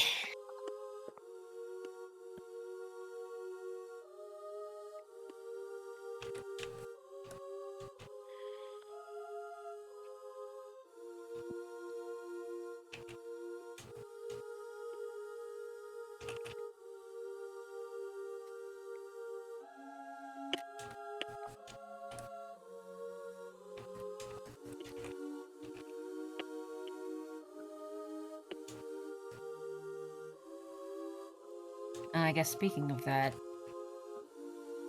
I mean, Bear, if you're trying to figure out, like, actual sensible what would happen with the Under Armour stuff, I guess first question is going to be, where is the heat being generated?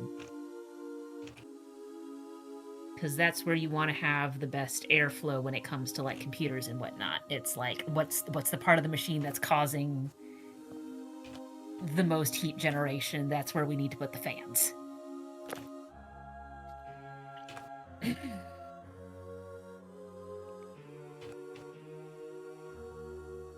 So with the either where is most of the heat being generated, or where is most of the heat being expelled from? Because on humans, most of your heat expelled is feet, top of the head, and armpits for the most part.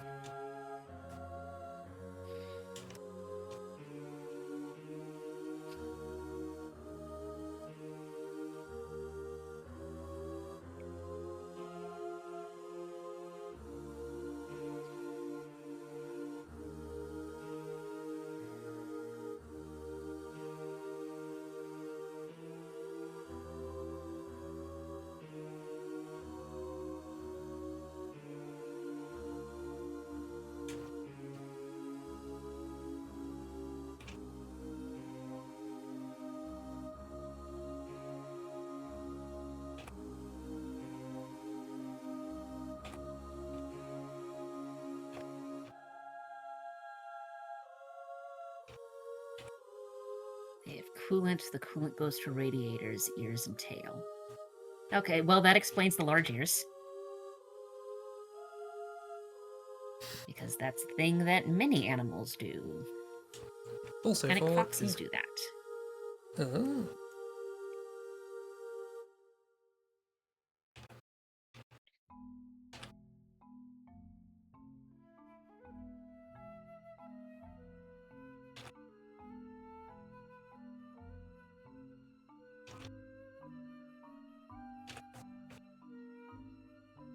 Well, I guess in that case you just need to make sure that their ears and tail aren't covered up, because that's where the heat is going to be expelled from. Cats sweat through their feet, yeah? Oh, interesting. Mm-hmm.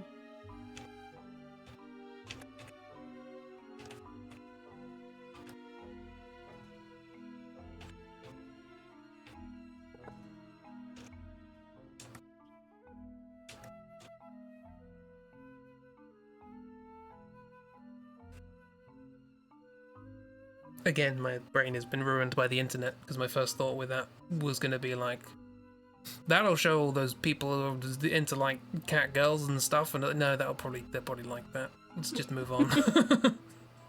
Yeah. Yeah, I was about to say, Chris.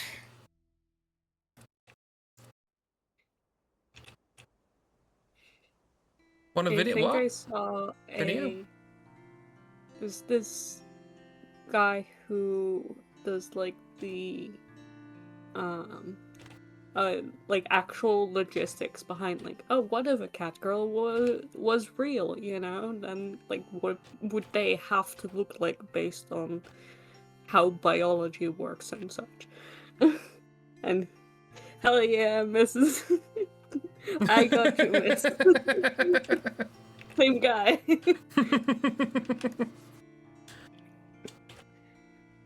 But yeah, he also mentioned the sweating from the paws thing, and I immediately was like, so basically the cat girls would ironically always have their dogs out. I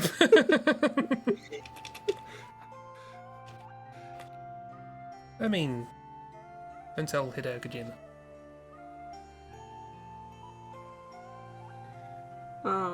But yeah, I've seen a bunch more of him because he also has done a bunch of like, oh, how would dragons work with if they have like, you know, if it works by magic or if it works through this system or if it works through this system, and also how would it work if people have wings, like, you know, how big can those wings be if they need to fly, such and such. It's a really interesting guy.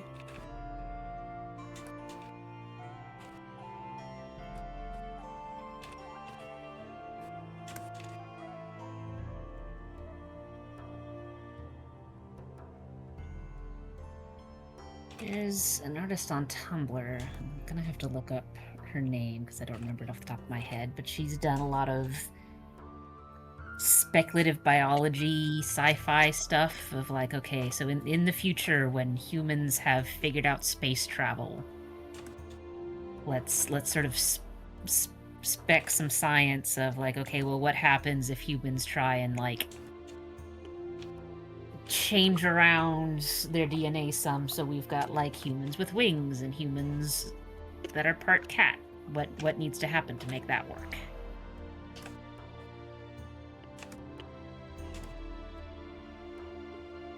And their designs are really neat, but also some of them have me sitting here going, mild body horror.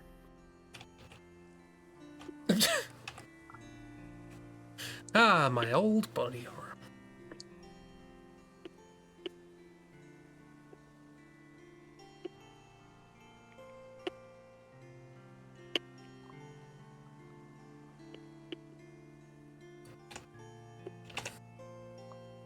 This was the link misposted of Catgirl Anatomy.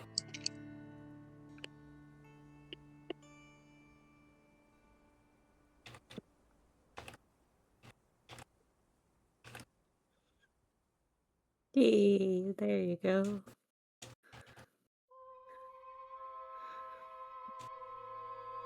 Not that kind of anatomy. No, like actual logistics.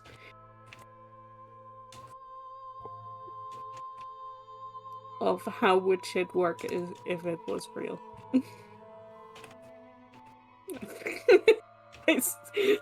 Thank you for putting Tori in that stupid ass. I have no idea how he got it on, and he's definitely not getting it off without help. I mean, Did he the also only- design it himself? I feel like the only way you're getting that around the horns is if you didn't get it around the horns and it's got like a zipper all the way up and down the back, but in which case, no, he still isn't getting that on or off by himself. No. On account of zipper in back.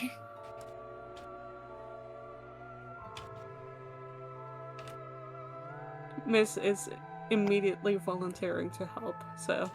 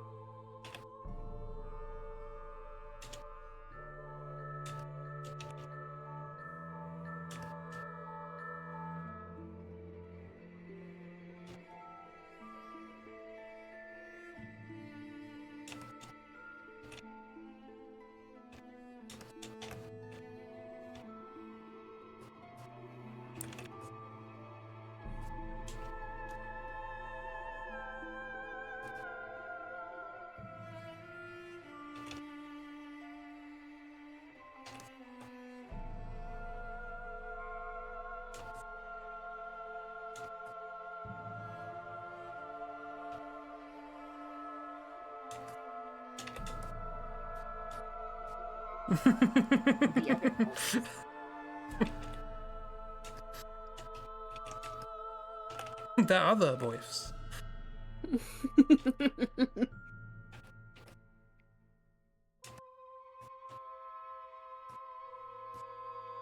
The other voice. Oh, it's been so long. I'm sorry.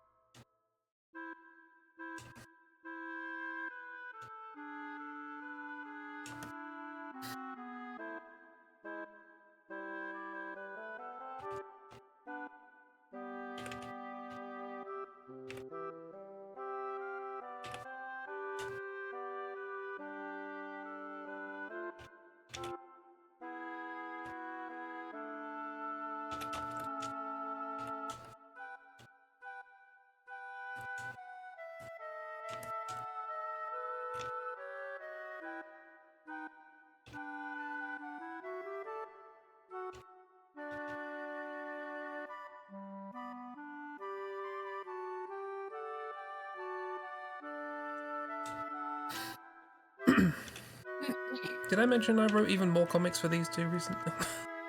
Despite the fact I've only actually drawn one. You have. You also said that you've sort of been doing them out of order. Yeah.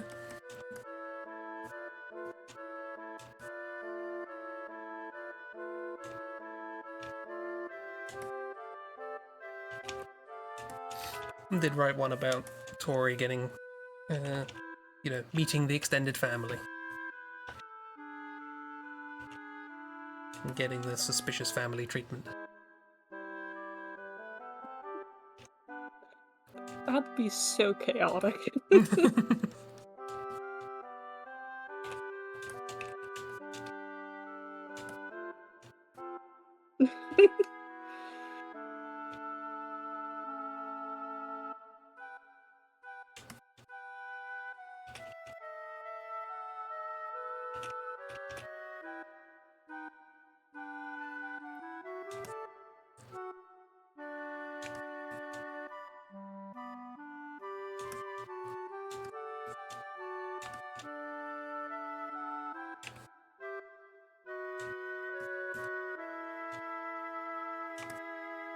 There's a Tumby. I'm not very good at drawing the Tumby, but there's a Tumby. I mean, you're better at drawing the Tummy than Genshin. This is true.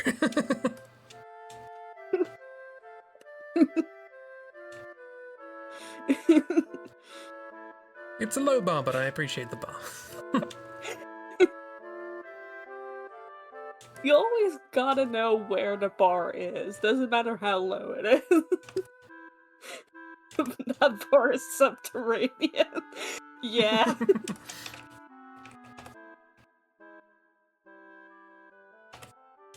It really is. But you gotta know about it so you can feel good about doing anything above that level. Like, oh, I cannot draw this yet. Well, at least I put more thought into it than Genshin.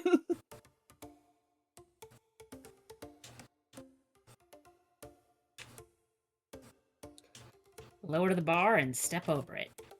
Unlike Genshin Impact, which has tripped over it. Yeah.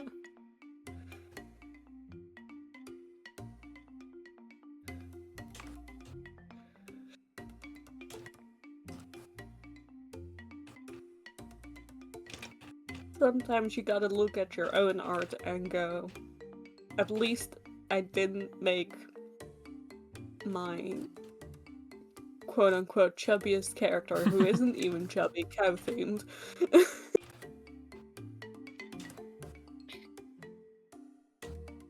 No, I made my cow-themed character rather different.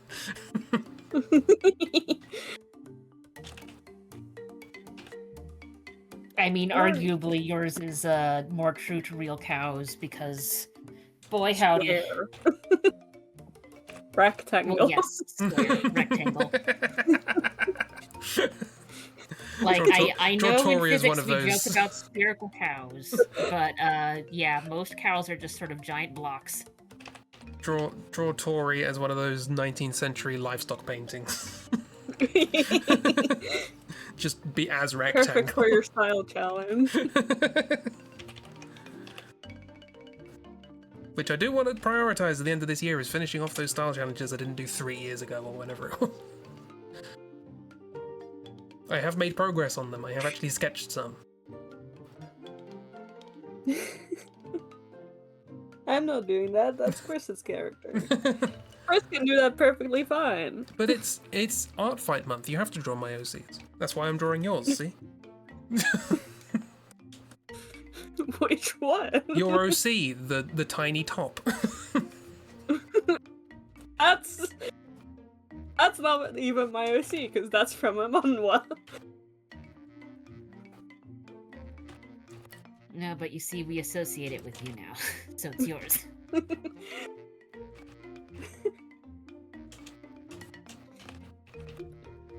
I don't think that's how that works. You have much to learn in the ways of gaslighting. Ah!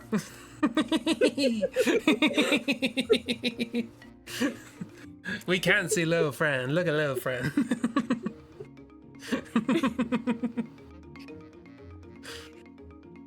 That's been there for a solid half hour. Look, I'm not observant, alright? No, I know. I was just waiting how long it would take. I am not observant. You were busy drawing Tory tins. It's fine.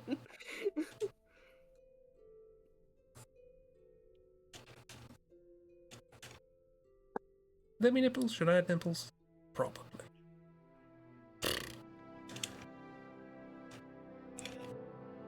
I mean,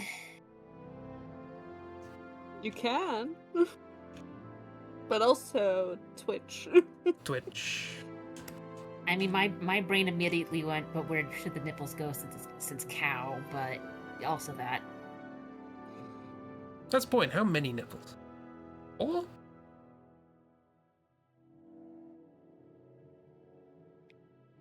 That's the old Red Dwarf joke. One of the characters' cat evolved from the household cat, so he has 6 nipples.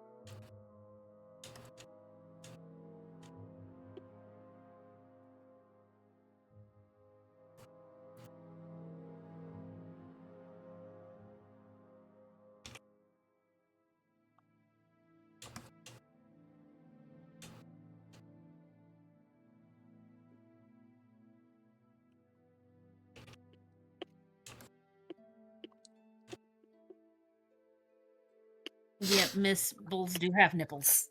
Mammary glands are one of the defining features of mammals. Be very careful searching that on the internet.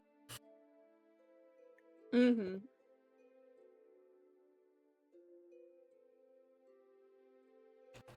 I'm glad you like this, August.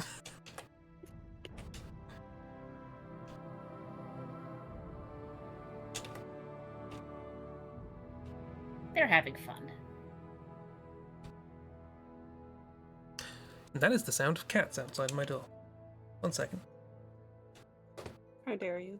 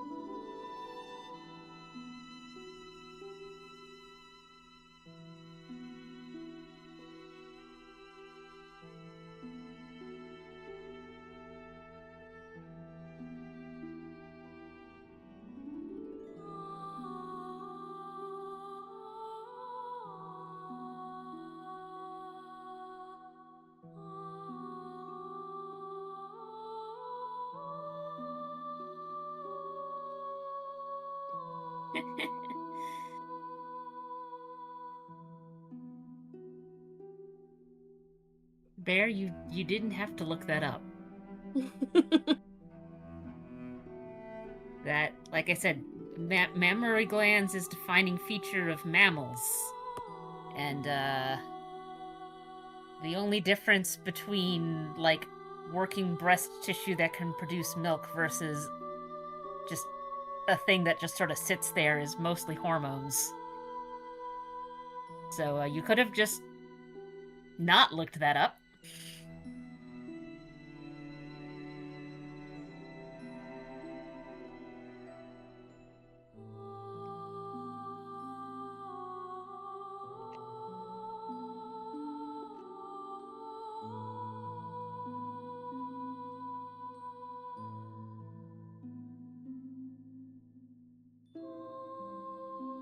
Well, okay then. That's now just in your search history.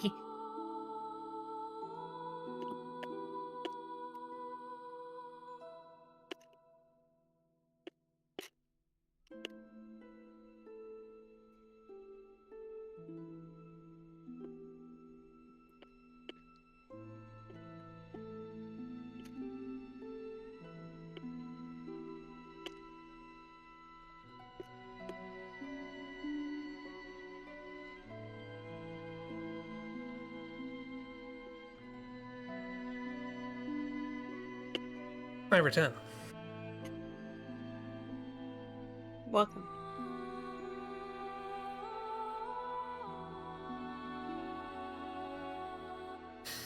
There's another pidge.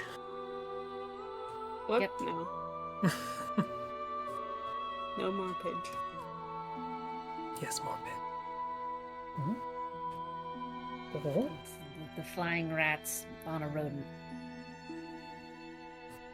Don't call them flying rats in my house.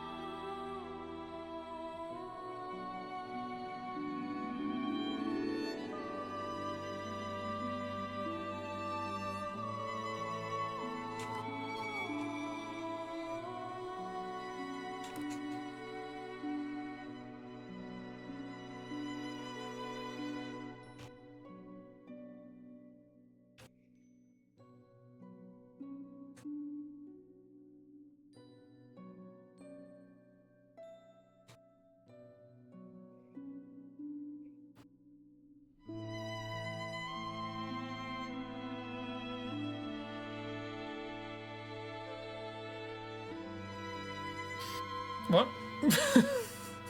Pin the nipple on the bull. What? Bear decided to Google if bulls have nipples. And there's discovered the thing that should have been obvious, which is that yes, indeed, mammals have nipples.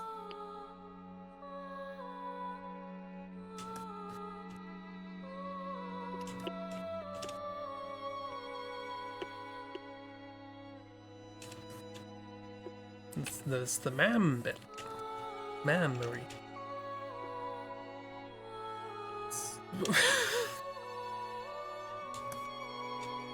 I'm not finishing that sentence.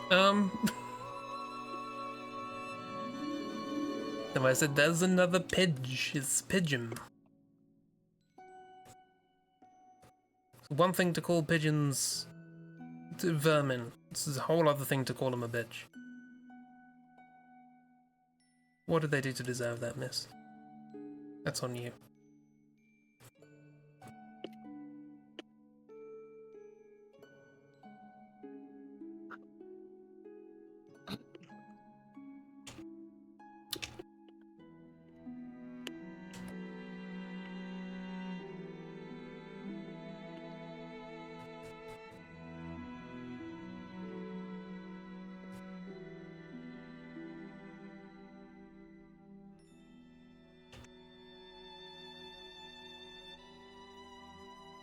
Yeah, the internet doesn't want to tell you shit anymore.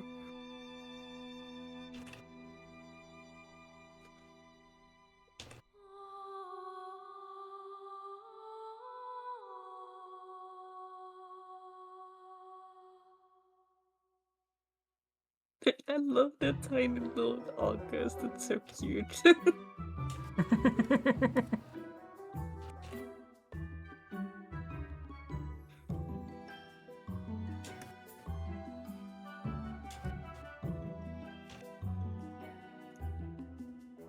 I'm going, what? Tids. Wow.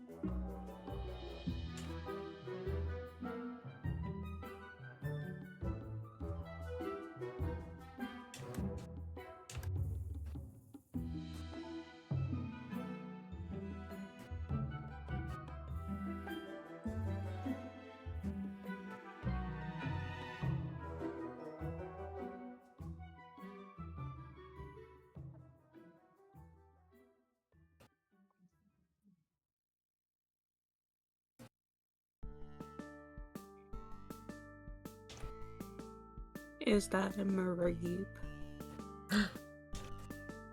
I'm trying. And Mary.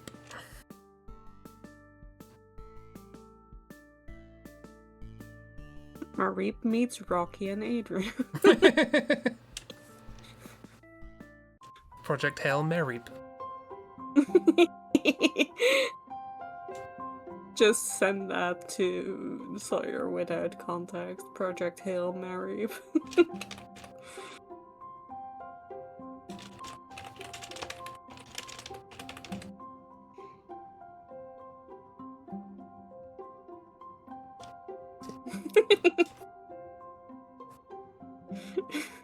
I mean, Perfect. I do kind of want to put the picture with it.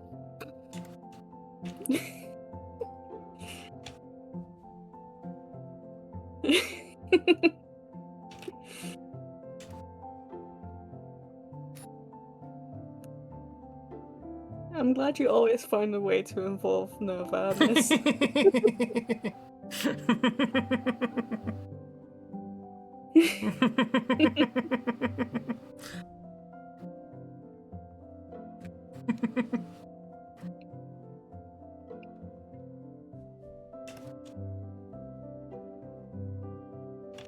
No, I think Nova is would do it. Nova would also go, wow. What?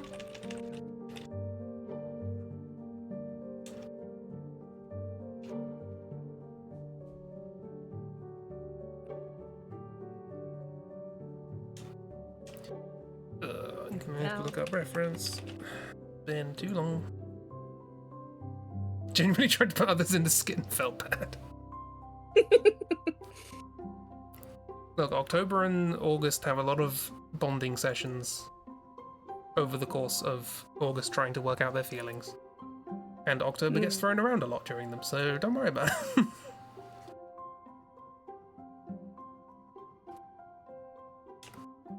But Just does October also go, wow? What?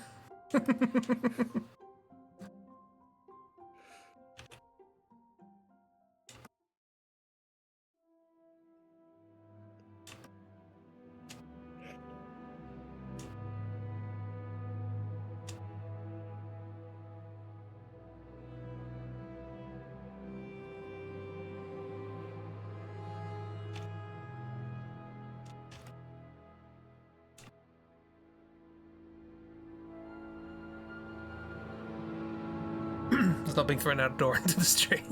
True, true.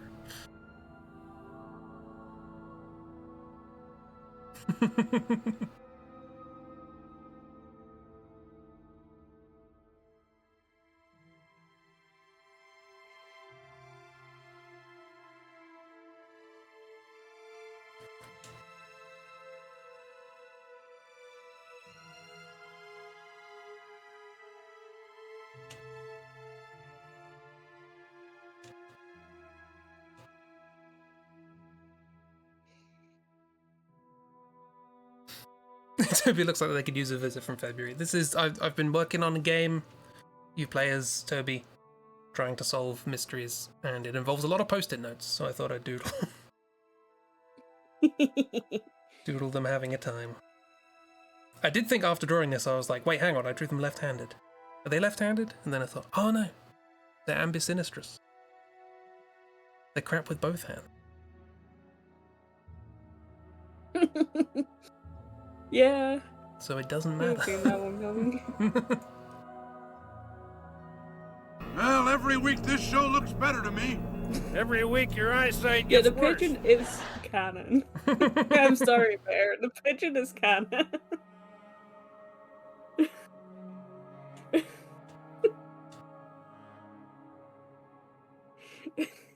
They are not aware that the pigeon is there, but they will be when it coos right into the ear.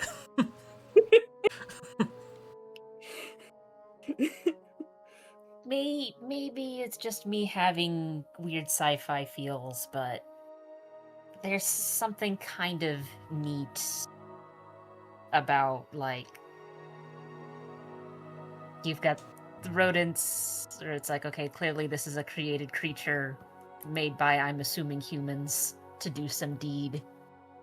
And we know in sci-fi that always goes so well for the created creatures. And then you've got pigeons, which were bred that way by humans and then just abandoned. And there's something kind of nice about, you know, little sci-fi robot boy having pigeon friends. Little pigeon friends having something that will take care of them.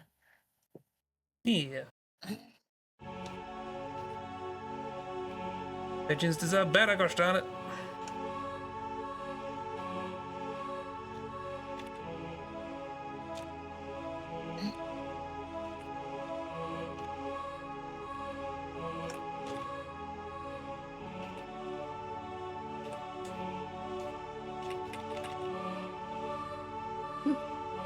Also, I'm getting a hand at training.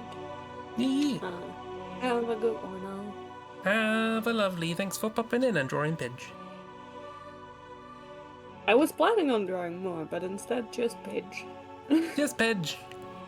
Just What do you mean Pidge. more? No one needs more than Pidge. I mean, 3 round borbs. sometimes that's how it is. Yeah. Well, have a lovely evening. Bye. They were humans that died and volunteered their brains to become rodents. Some of them remember their lives before, some don't. Yay! They work in Yeah, search and Bear, rescue. you're not helping with the tragic construct thing made by humans for a purpose bit.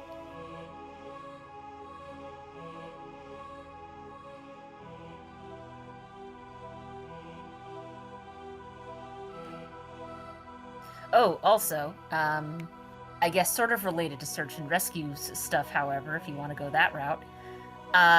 Turns out, for a longer time than you might expect, pigeons were used in ocean search and rescue. Yeah. Because it turns out, for a very long time, they were more accurate at spotting tiny humans floating in the water than cameras were.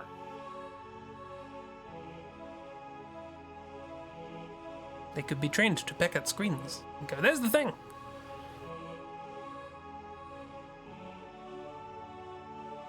So yeah, search and rescue pigeons.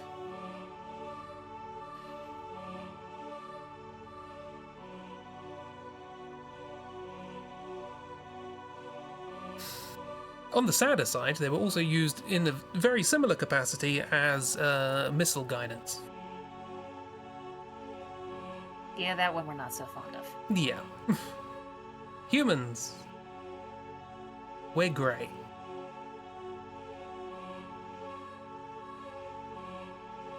Would have a house pigeon. Pigeon.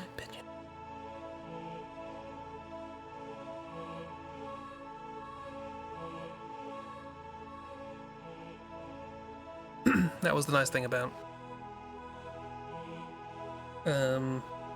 traveling through London to get home after holidays. Just many pigeons just wandering around. They just have a wander. Pecking at food, looking for scraps, having a good time.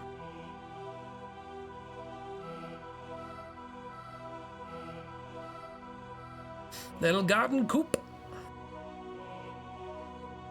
Yeah, my old next door neighbour used to keep pigeons.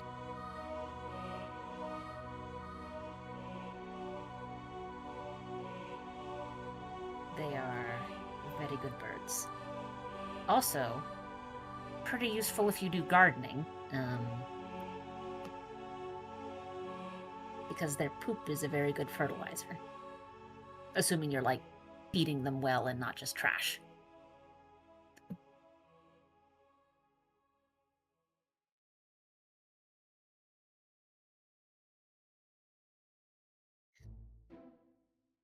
Far less destructive than parrots. Bet, I think that this is another case of the bar is in hell. Less destructive than the atomic bomb. Pigeons, ducks, maybe some quail. Borb paradise.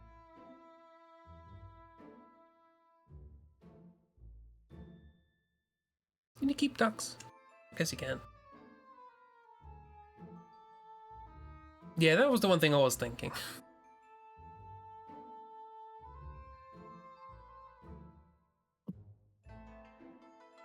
Gotta be careful of predators. Well, But that's true of anyone who owns any poultry. get a herd dog.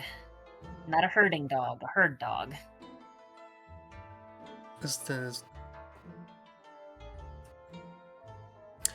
My brain's trying to formulate a joke, but it's too far separated from the source material to be funny. Third past tense of hear, there's like the seeing eye dog, but what if hearing dog, but it's past tense? It doesn't work.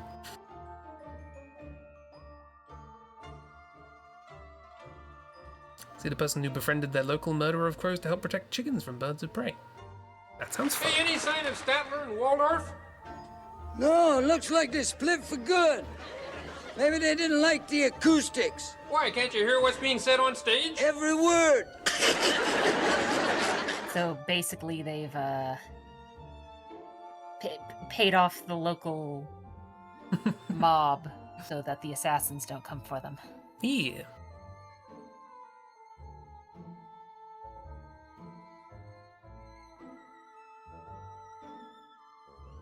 Bird chaos is always valid.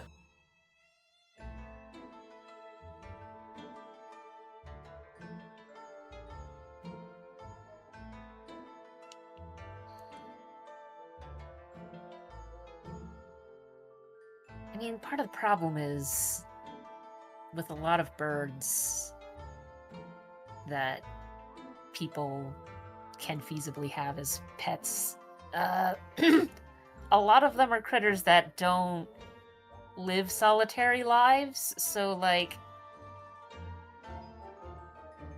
having just one is not always a good idea. And parrots have this tendency to scream to make sure that the rest of the flock is, like, not dead. So, have fun with that.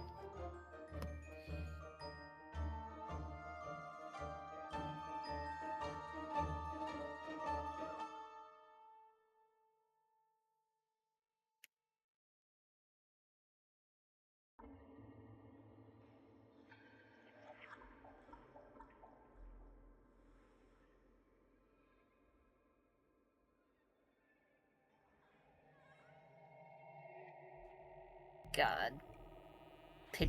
Pigeon on Rodent shoulder is still just so cute. This needs to be a thing. Like, even if it's not a thing, this needs to be a thing. Even if it's not a thing canonically, this needs to be a thing. Of course. The rodent pigeon AU. Every rodent is assigned a pigeon for search and rescue purposes.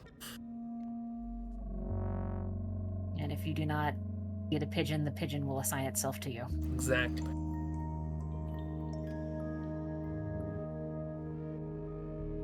A headcanon is this specific rodent has a pet pigeon? Joke's on you. My headcanon is that this pigeon has a pet rodent.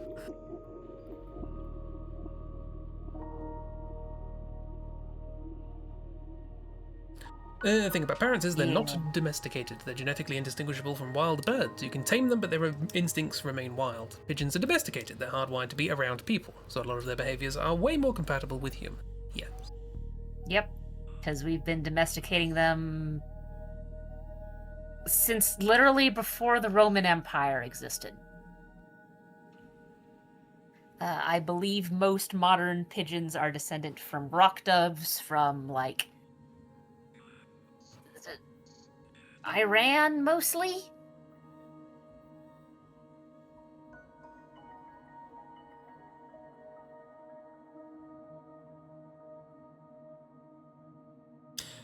Did you ever consider walking? A Badumtish.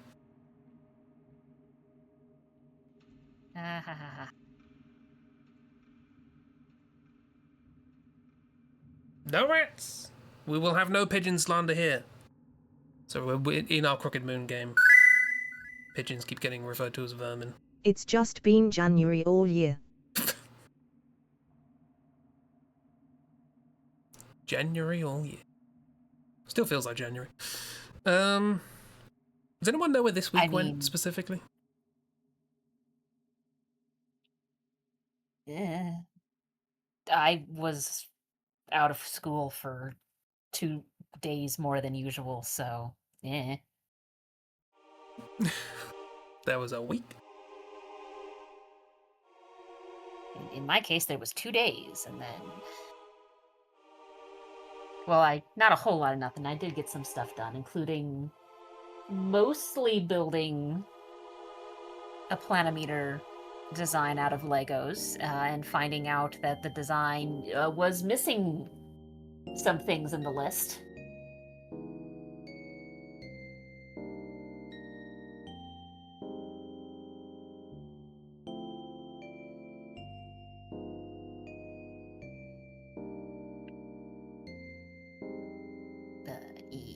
But that's the thing about Lego is that, there's never the right amount.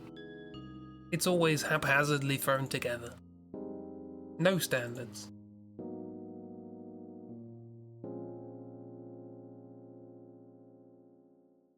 I mean, the pieces are fairly standardized. But I just didn't have enough of them.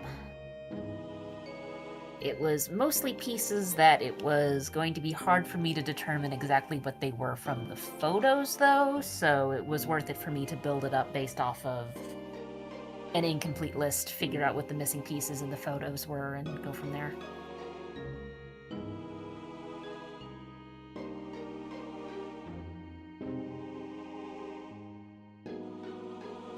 I'm quite happy to keep chatting, Bear. I'm out of drawing juice, but I'm quite happy to natter on.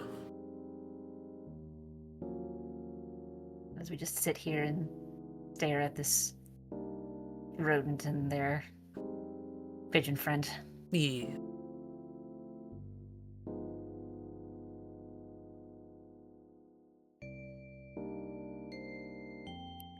Symbiotic relationship. Yeah. It's always fun.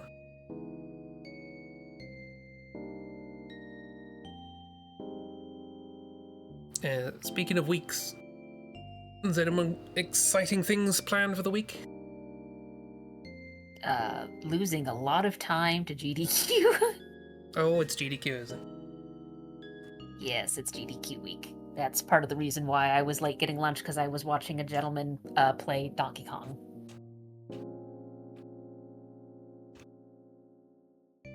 And then when I turned around, it was time for stream.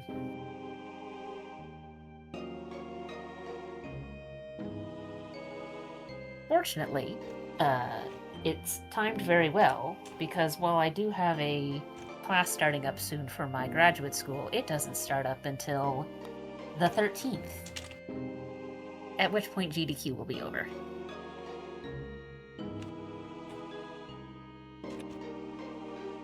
Schools are on summer break. Oh no.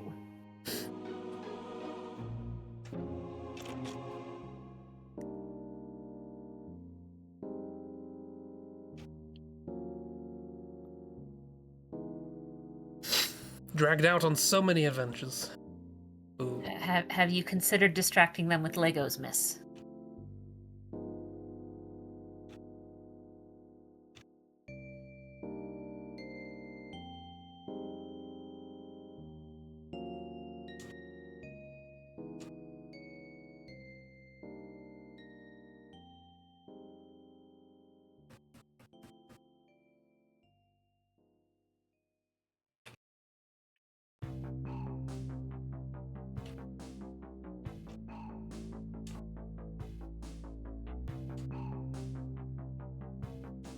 Again, have you considered distracting them with Legos, miss?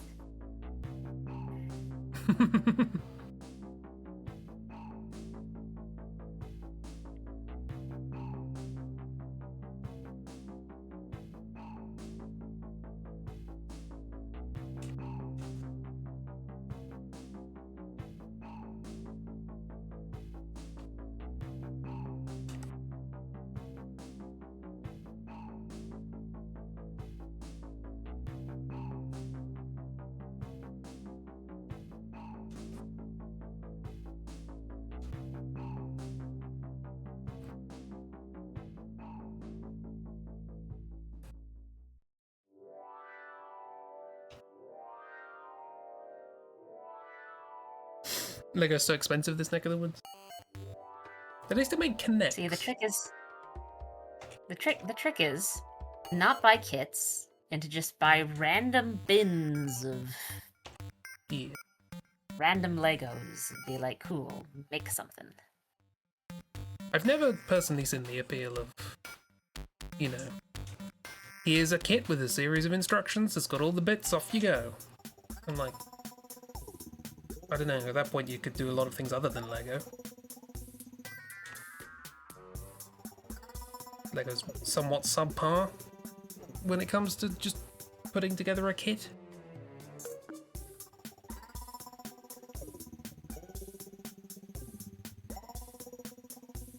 But yes, with Ragdoll, are you familiar with Connects? Yes. Yes. We had those growing up. Because when you started talking about making machines with Lego, my brain first went to Connects. It's like, I wonder what you could do with that. Because that was all about joints and spinny things. Yeah. I remember those. I don't know if those are still being produced. I haven't checked. We had a lot of stuff like that growing up, partially because that's sort of what happens when you've got two parents who are math educators. You have a lot of stuff like that around the house.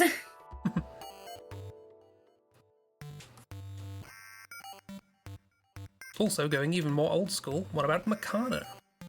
Did you have Meccano? Don't think we have those now. But we did have... Oh, and I'm gonna have to look up the names of them. I know I have it around, because I believe I have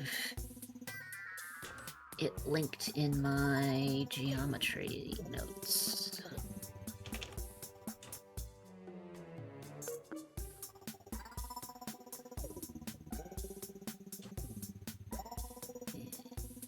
Had them too, because they were cheaper. Shapes.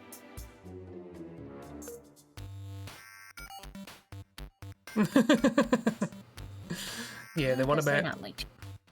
out in the world. You're like, delighted by your optimism. I've seen it. It's very good. You'll love it. I'll be in my room. I get that.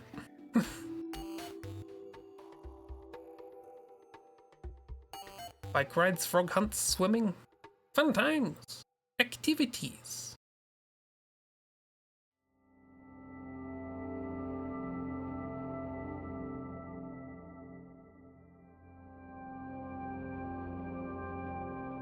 Also, let's get up some pictures for reference for what we're talking about.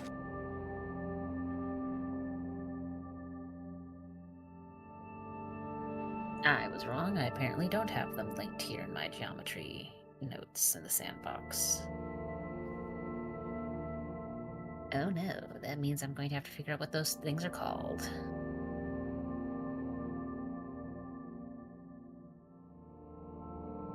And we have examples of things made with Kinects. Not as aesthetically pleasing as Lego, I feel, but it's all about joints and angles and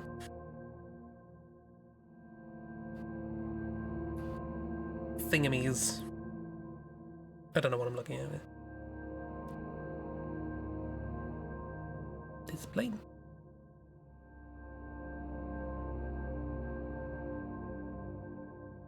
But yeah, I can imagine you can make some good little machines with Kinects.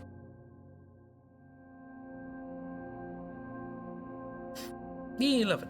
I seem to remember playing with that more than Lego, personally. Meccano, on the other hand.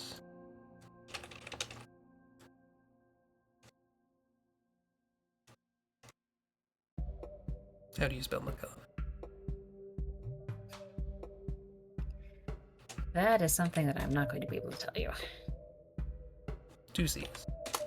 Meccano.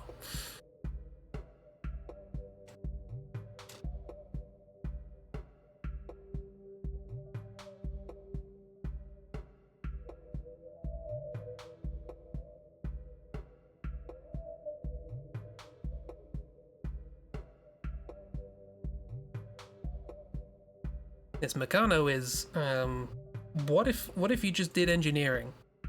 Here are some girders and some rivets. Go to town. Yeah, so kind of like the Technic. I think that was what so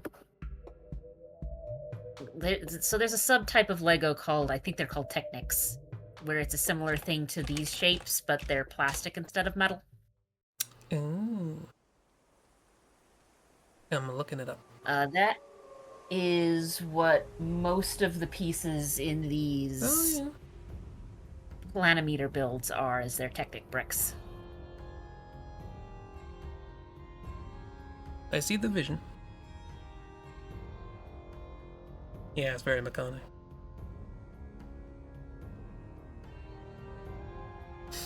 Well, good job of them for keeping that going.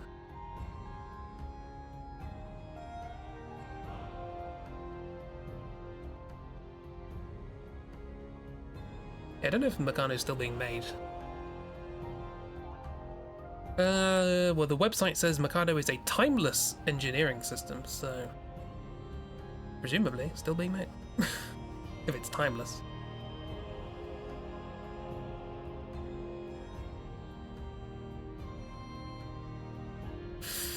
In 1913, a very similar construction set was introduced in the United States under the brand name Erector.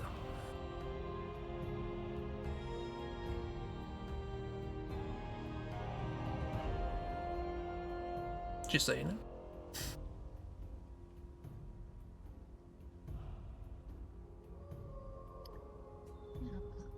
My cousins would let us play with any of their Lego. Boo! Kick them. Now. Don't go back in time and do it now.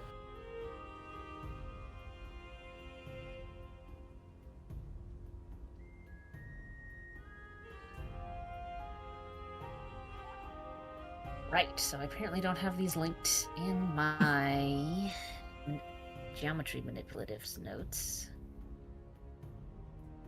And I have no idea how I would Google this.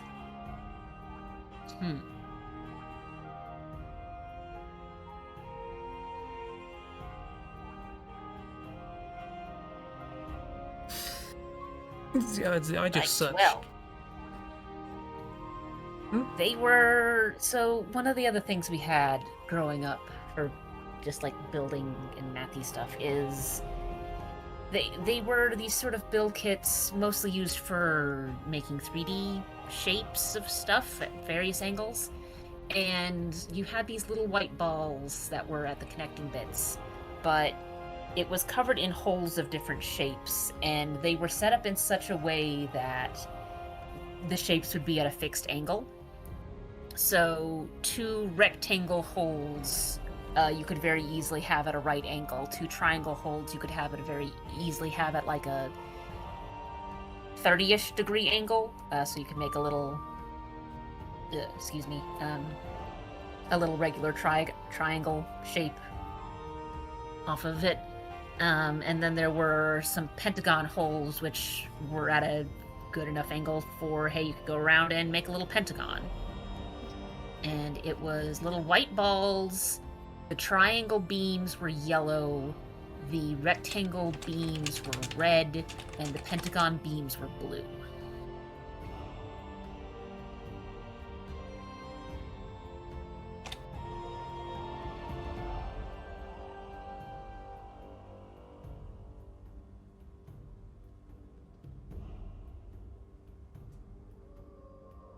And I do not remember what they were called.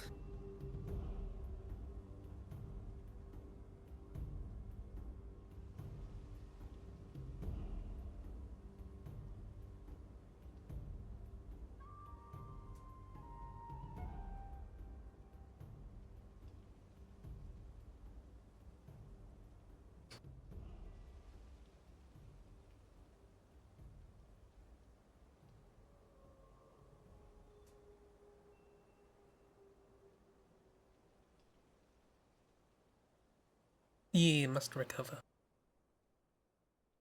Yeah, see, miss, this is why you need like a small herd of people to take care of a small child. That way you can like give everyone a 24-hour break. Yes.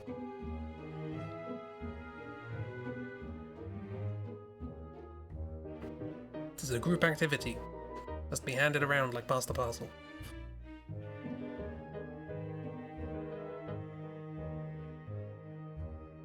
And hope that you're the one that unravels the final layer and gets the gift of a tired child.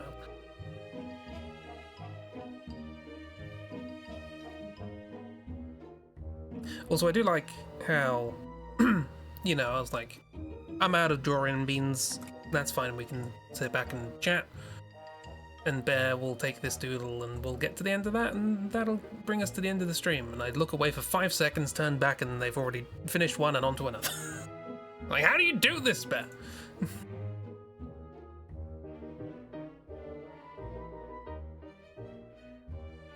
It's not fair. Don't apologize. You are It to works out. drawing speed what these children are to energy. You need to share it.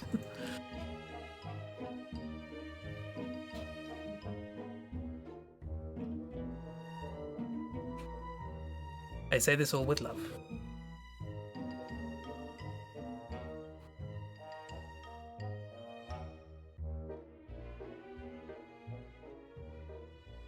A reminder, when you were at uni, you were at uni 5 days a week, which is an hour's commute each way, then worked Saturday and Sunday, plus social life, plus uni work, plus life chores, etc., etc. And just wonder where younger you ever got that energy from. Yeah. You got it by stealing it from your parents when you were a small child.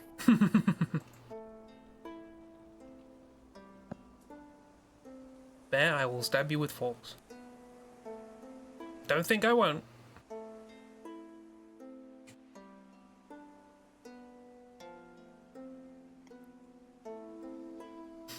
That is what the nephew's doing.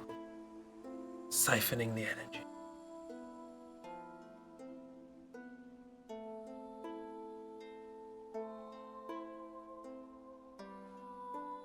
Now the problem is I can't really relate to all this talk about going to like university and then working and then having a social life, because I went to university, worked at the university, and then didn't have a social life.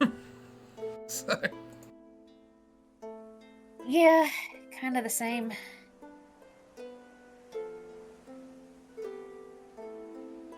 I didn't have friends between leaving secondary school and meeting you guys.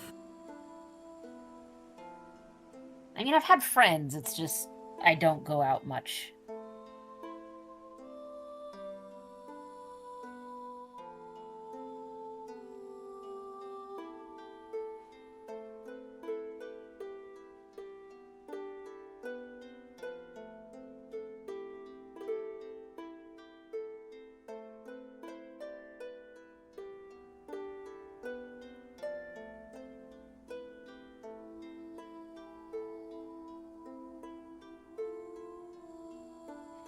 Also, I lived on campus for undergraduate, so a lot of social life with friends that were there at college. It was just like we are sitting in the same room doing parallel play. By parallel play, I mean our homework. Yeah. Oh yeah, I had uni quote friends. I.e. office cohabitants. Which to be fair, we got on quite well, but we just also never met outside that office.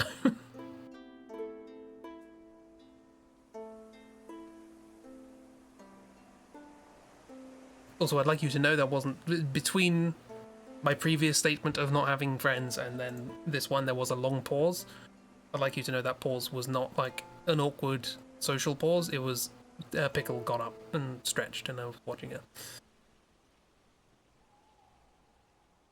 Fair.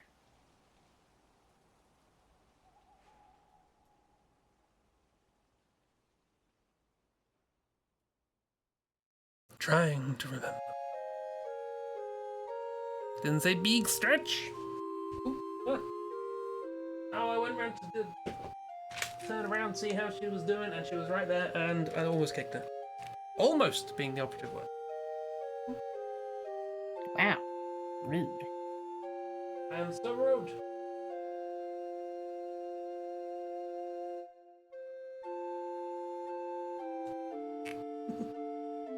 What are you doing? You're sitting on my foot.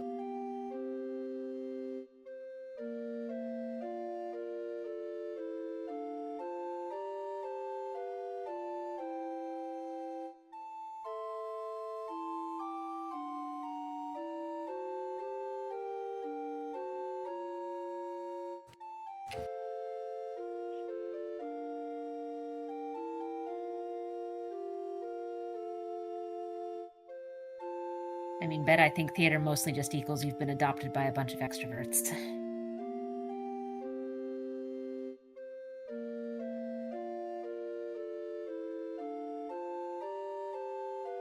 Theatre equals friends.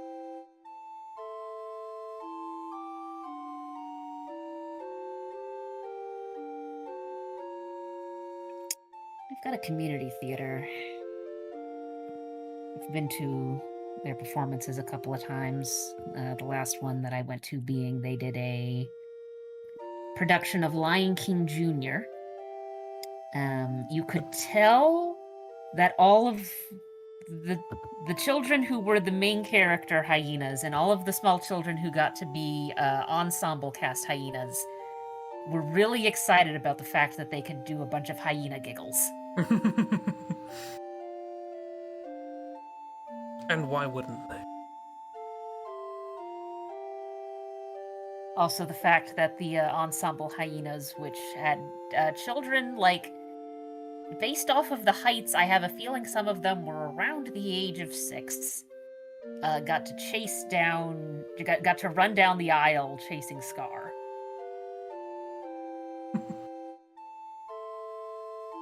While they were doing hyena giggles.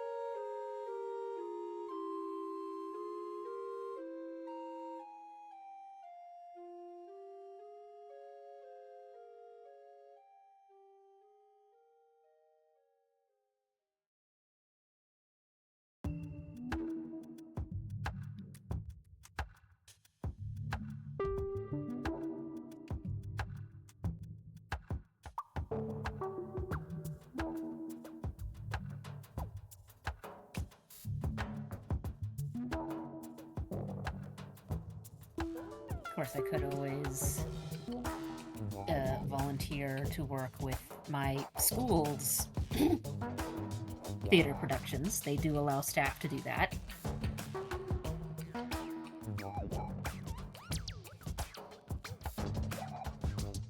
wonder what they're doing this year. I think we're due soon for another musical, but I'd have to check.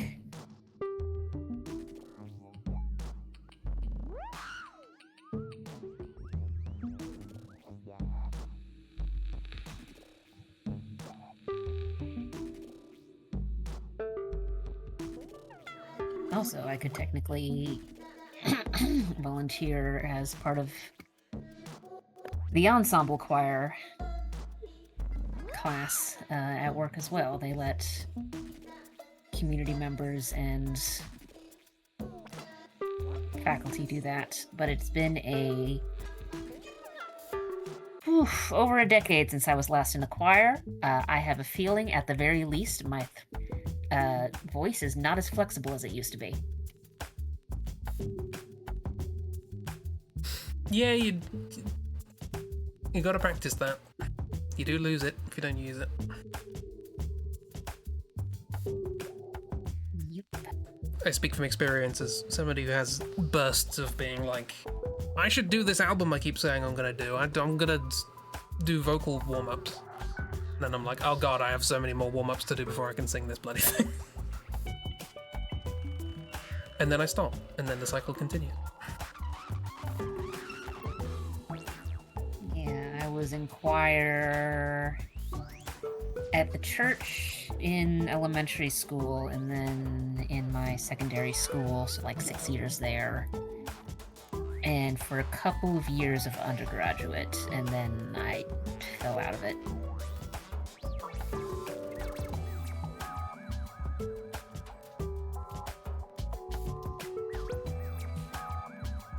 Our choir director in secondary school moved us to every single position.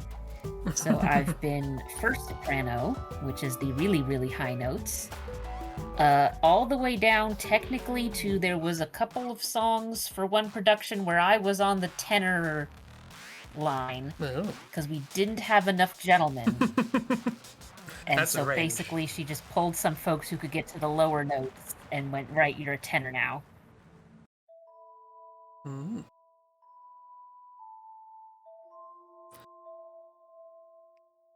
So what you're saying is that this leader wanted you to acquire some range.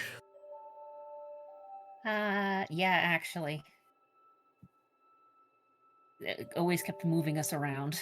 Well, it's downhill from here. It is downhill. Not bad for We a got 4. goat roper. Well, every week this show looks better to me. Every week your eyesight gets worse. Alas, I do not believe Hakel works. I'm not the person who defined the spelling of the English language. There's no particular No, reason. but you are the person who defined the bot. True. Soren Have a could good do mind to great go things home. with Twitter. If you had a good Chibi. mind, you wouldn't be here in the first place. Oh, hang on. Pickle wishes egress. 1 second.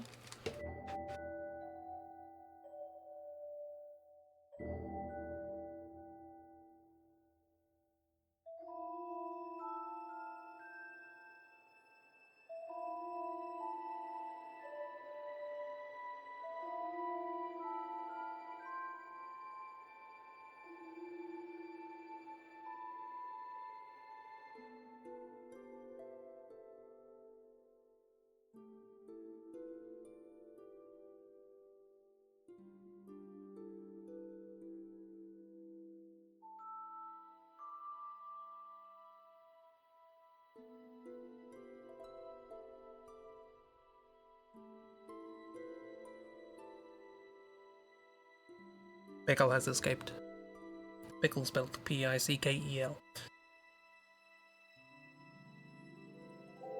Oh no. The pickle is out. What Watch pickle? out. Pickle's about. There's a reference. A fine bouquet of doodles. Pickle spelled long boy. Exactly. You get me. Are we wrapping up? Is that what's going on? Oh yeah, Beth says they're done. Cool. And now we're talking about chocolate-coated licorice.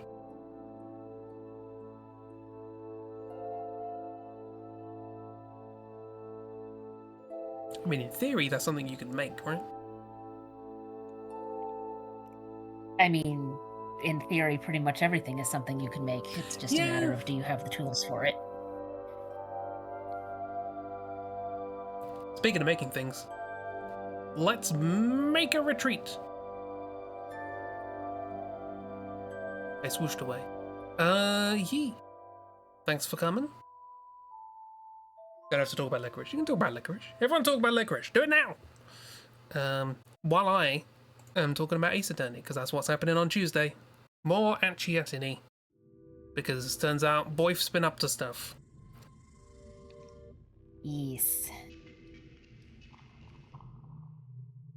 It's yuck. How dare.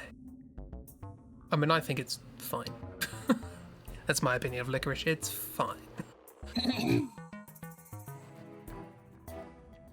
Let's see. It's Taste of comfort. probably 2 more streams of Ace Attorney, Oh, right. maybe.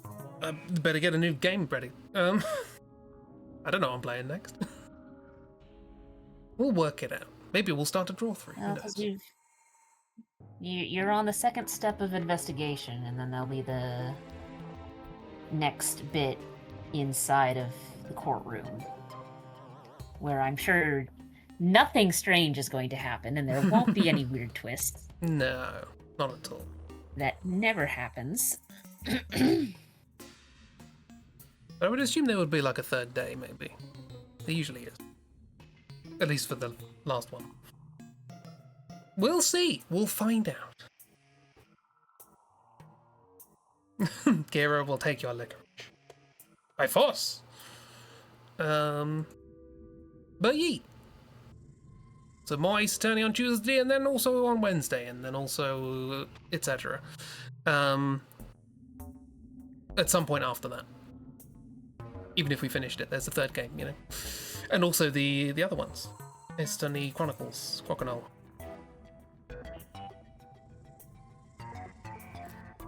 Many things to consider. But before then, other stuff. I'll have a look and see what I've got to play after that. See what we can do, and maybe get myself ready for a draw through, because I want to do a draw through this year. I want to at least start one this year. It's my plan. Whether or not it'll be Final Fantasy X or Metal Gear Solid 2 or a different game or something that isn't even a game. Who knows? Draw thruff. It's been too long. It's been too long. We also need to finish off that Doctor Who one. Doctor Who villain doodling. Or maybe we keep that for rainy days. I don't know. So it'll take a while to finish. Or the opposite of rainy days. It's too hot because it's not been raining days. True. Yeah. The heat is coming back, actually. Hang on, let me have a look at the forecast very quickly. Supposed to be hot tomorrow, but we're not getting over 30s apart from tomorrow, so should be okay. But it's hovering around 30. Yeah, inexplicably, the south of England has been cooler than the rest of England for some reason. Weird weather phenomena. Don't quite understand why.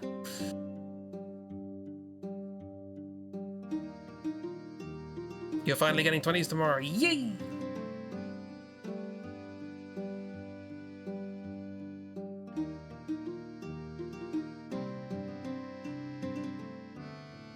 But yeah, inexplicably, Bear has been has had higher temperatures than me basically this entire summer, which I don't think this is doxing Bear to say they are north of me.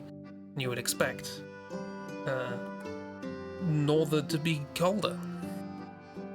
But weather don't care for your simple suppositions.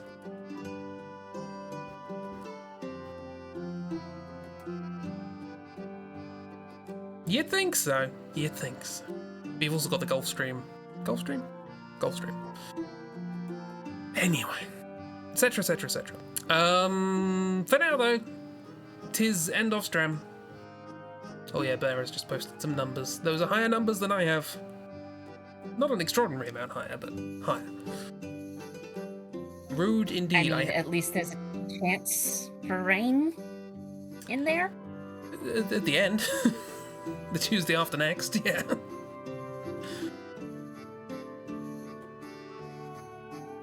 I personally, the worst thing for me is the lowest temperature. If the lowest temperature is anything above 15, I am uncomfortable.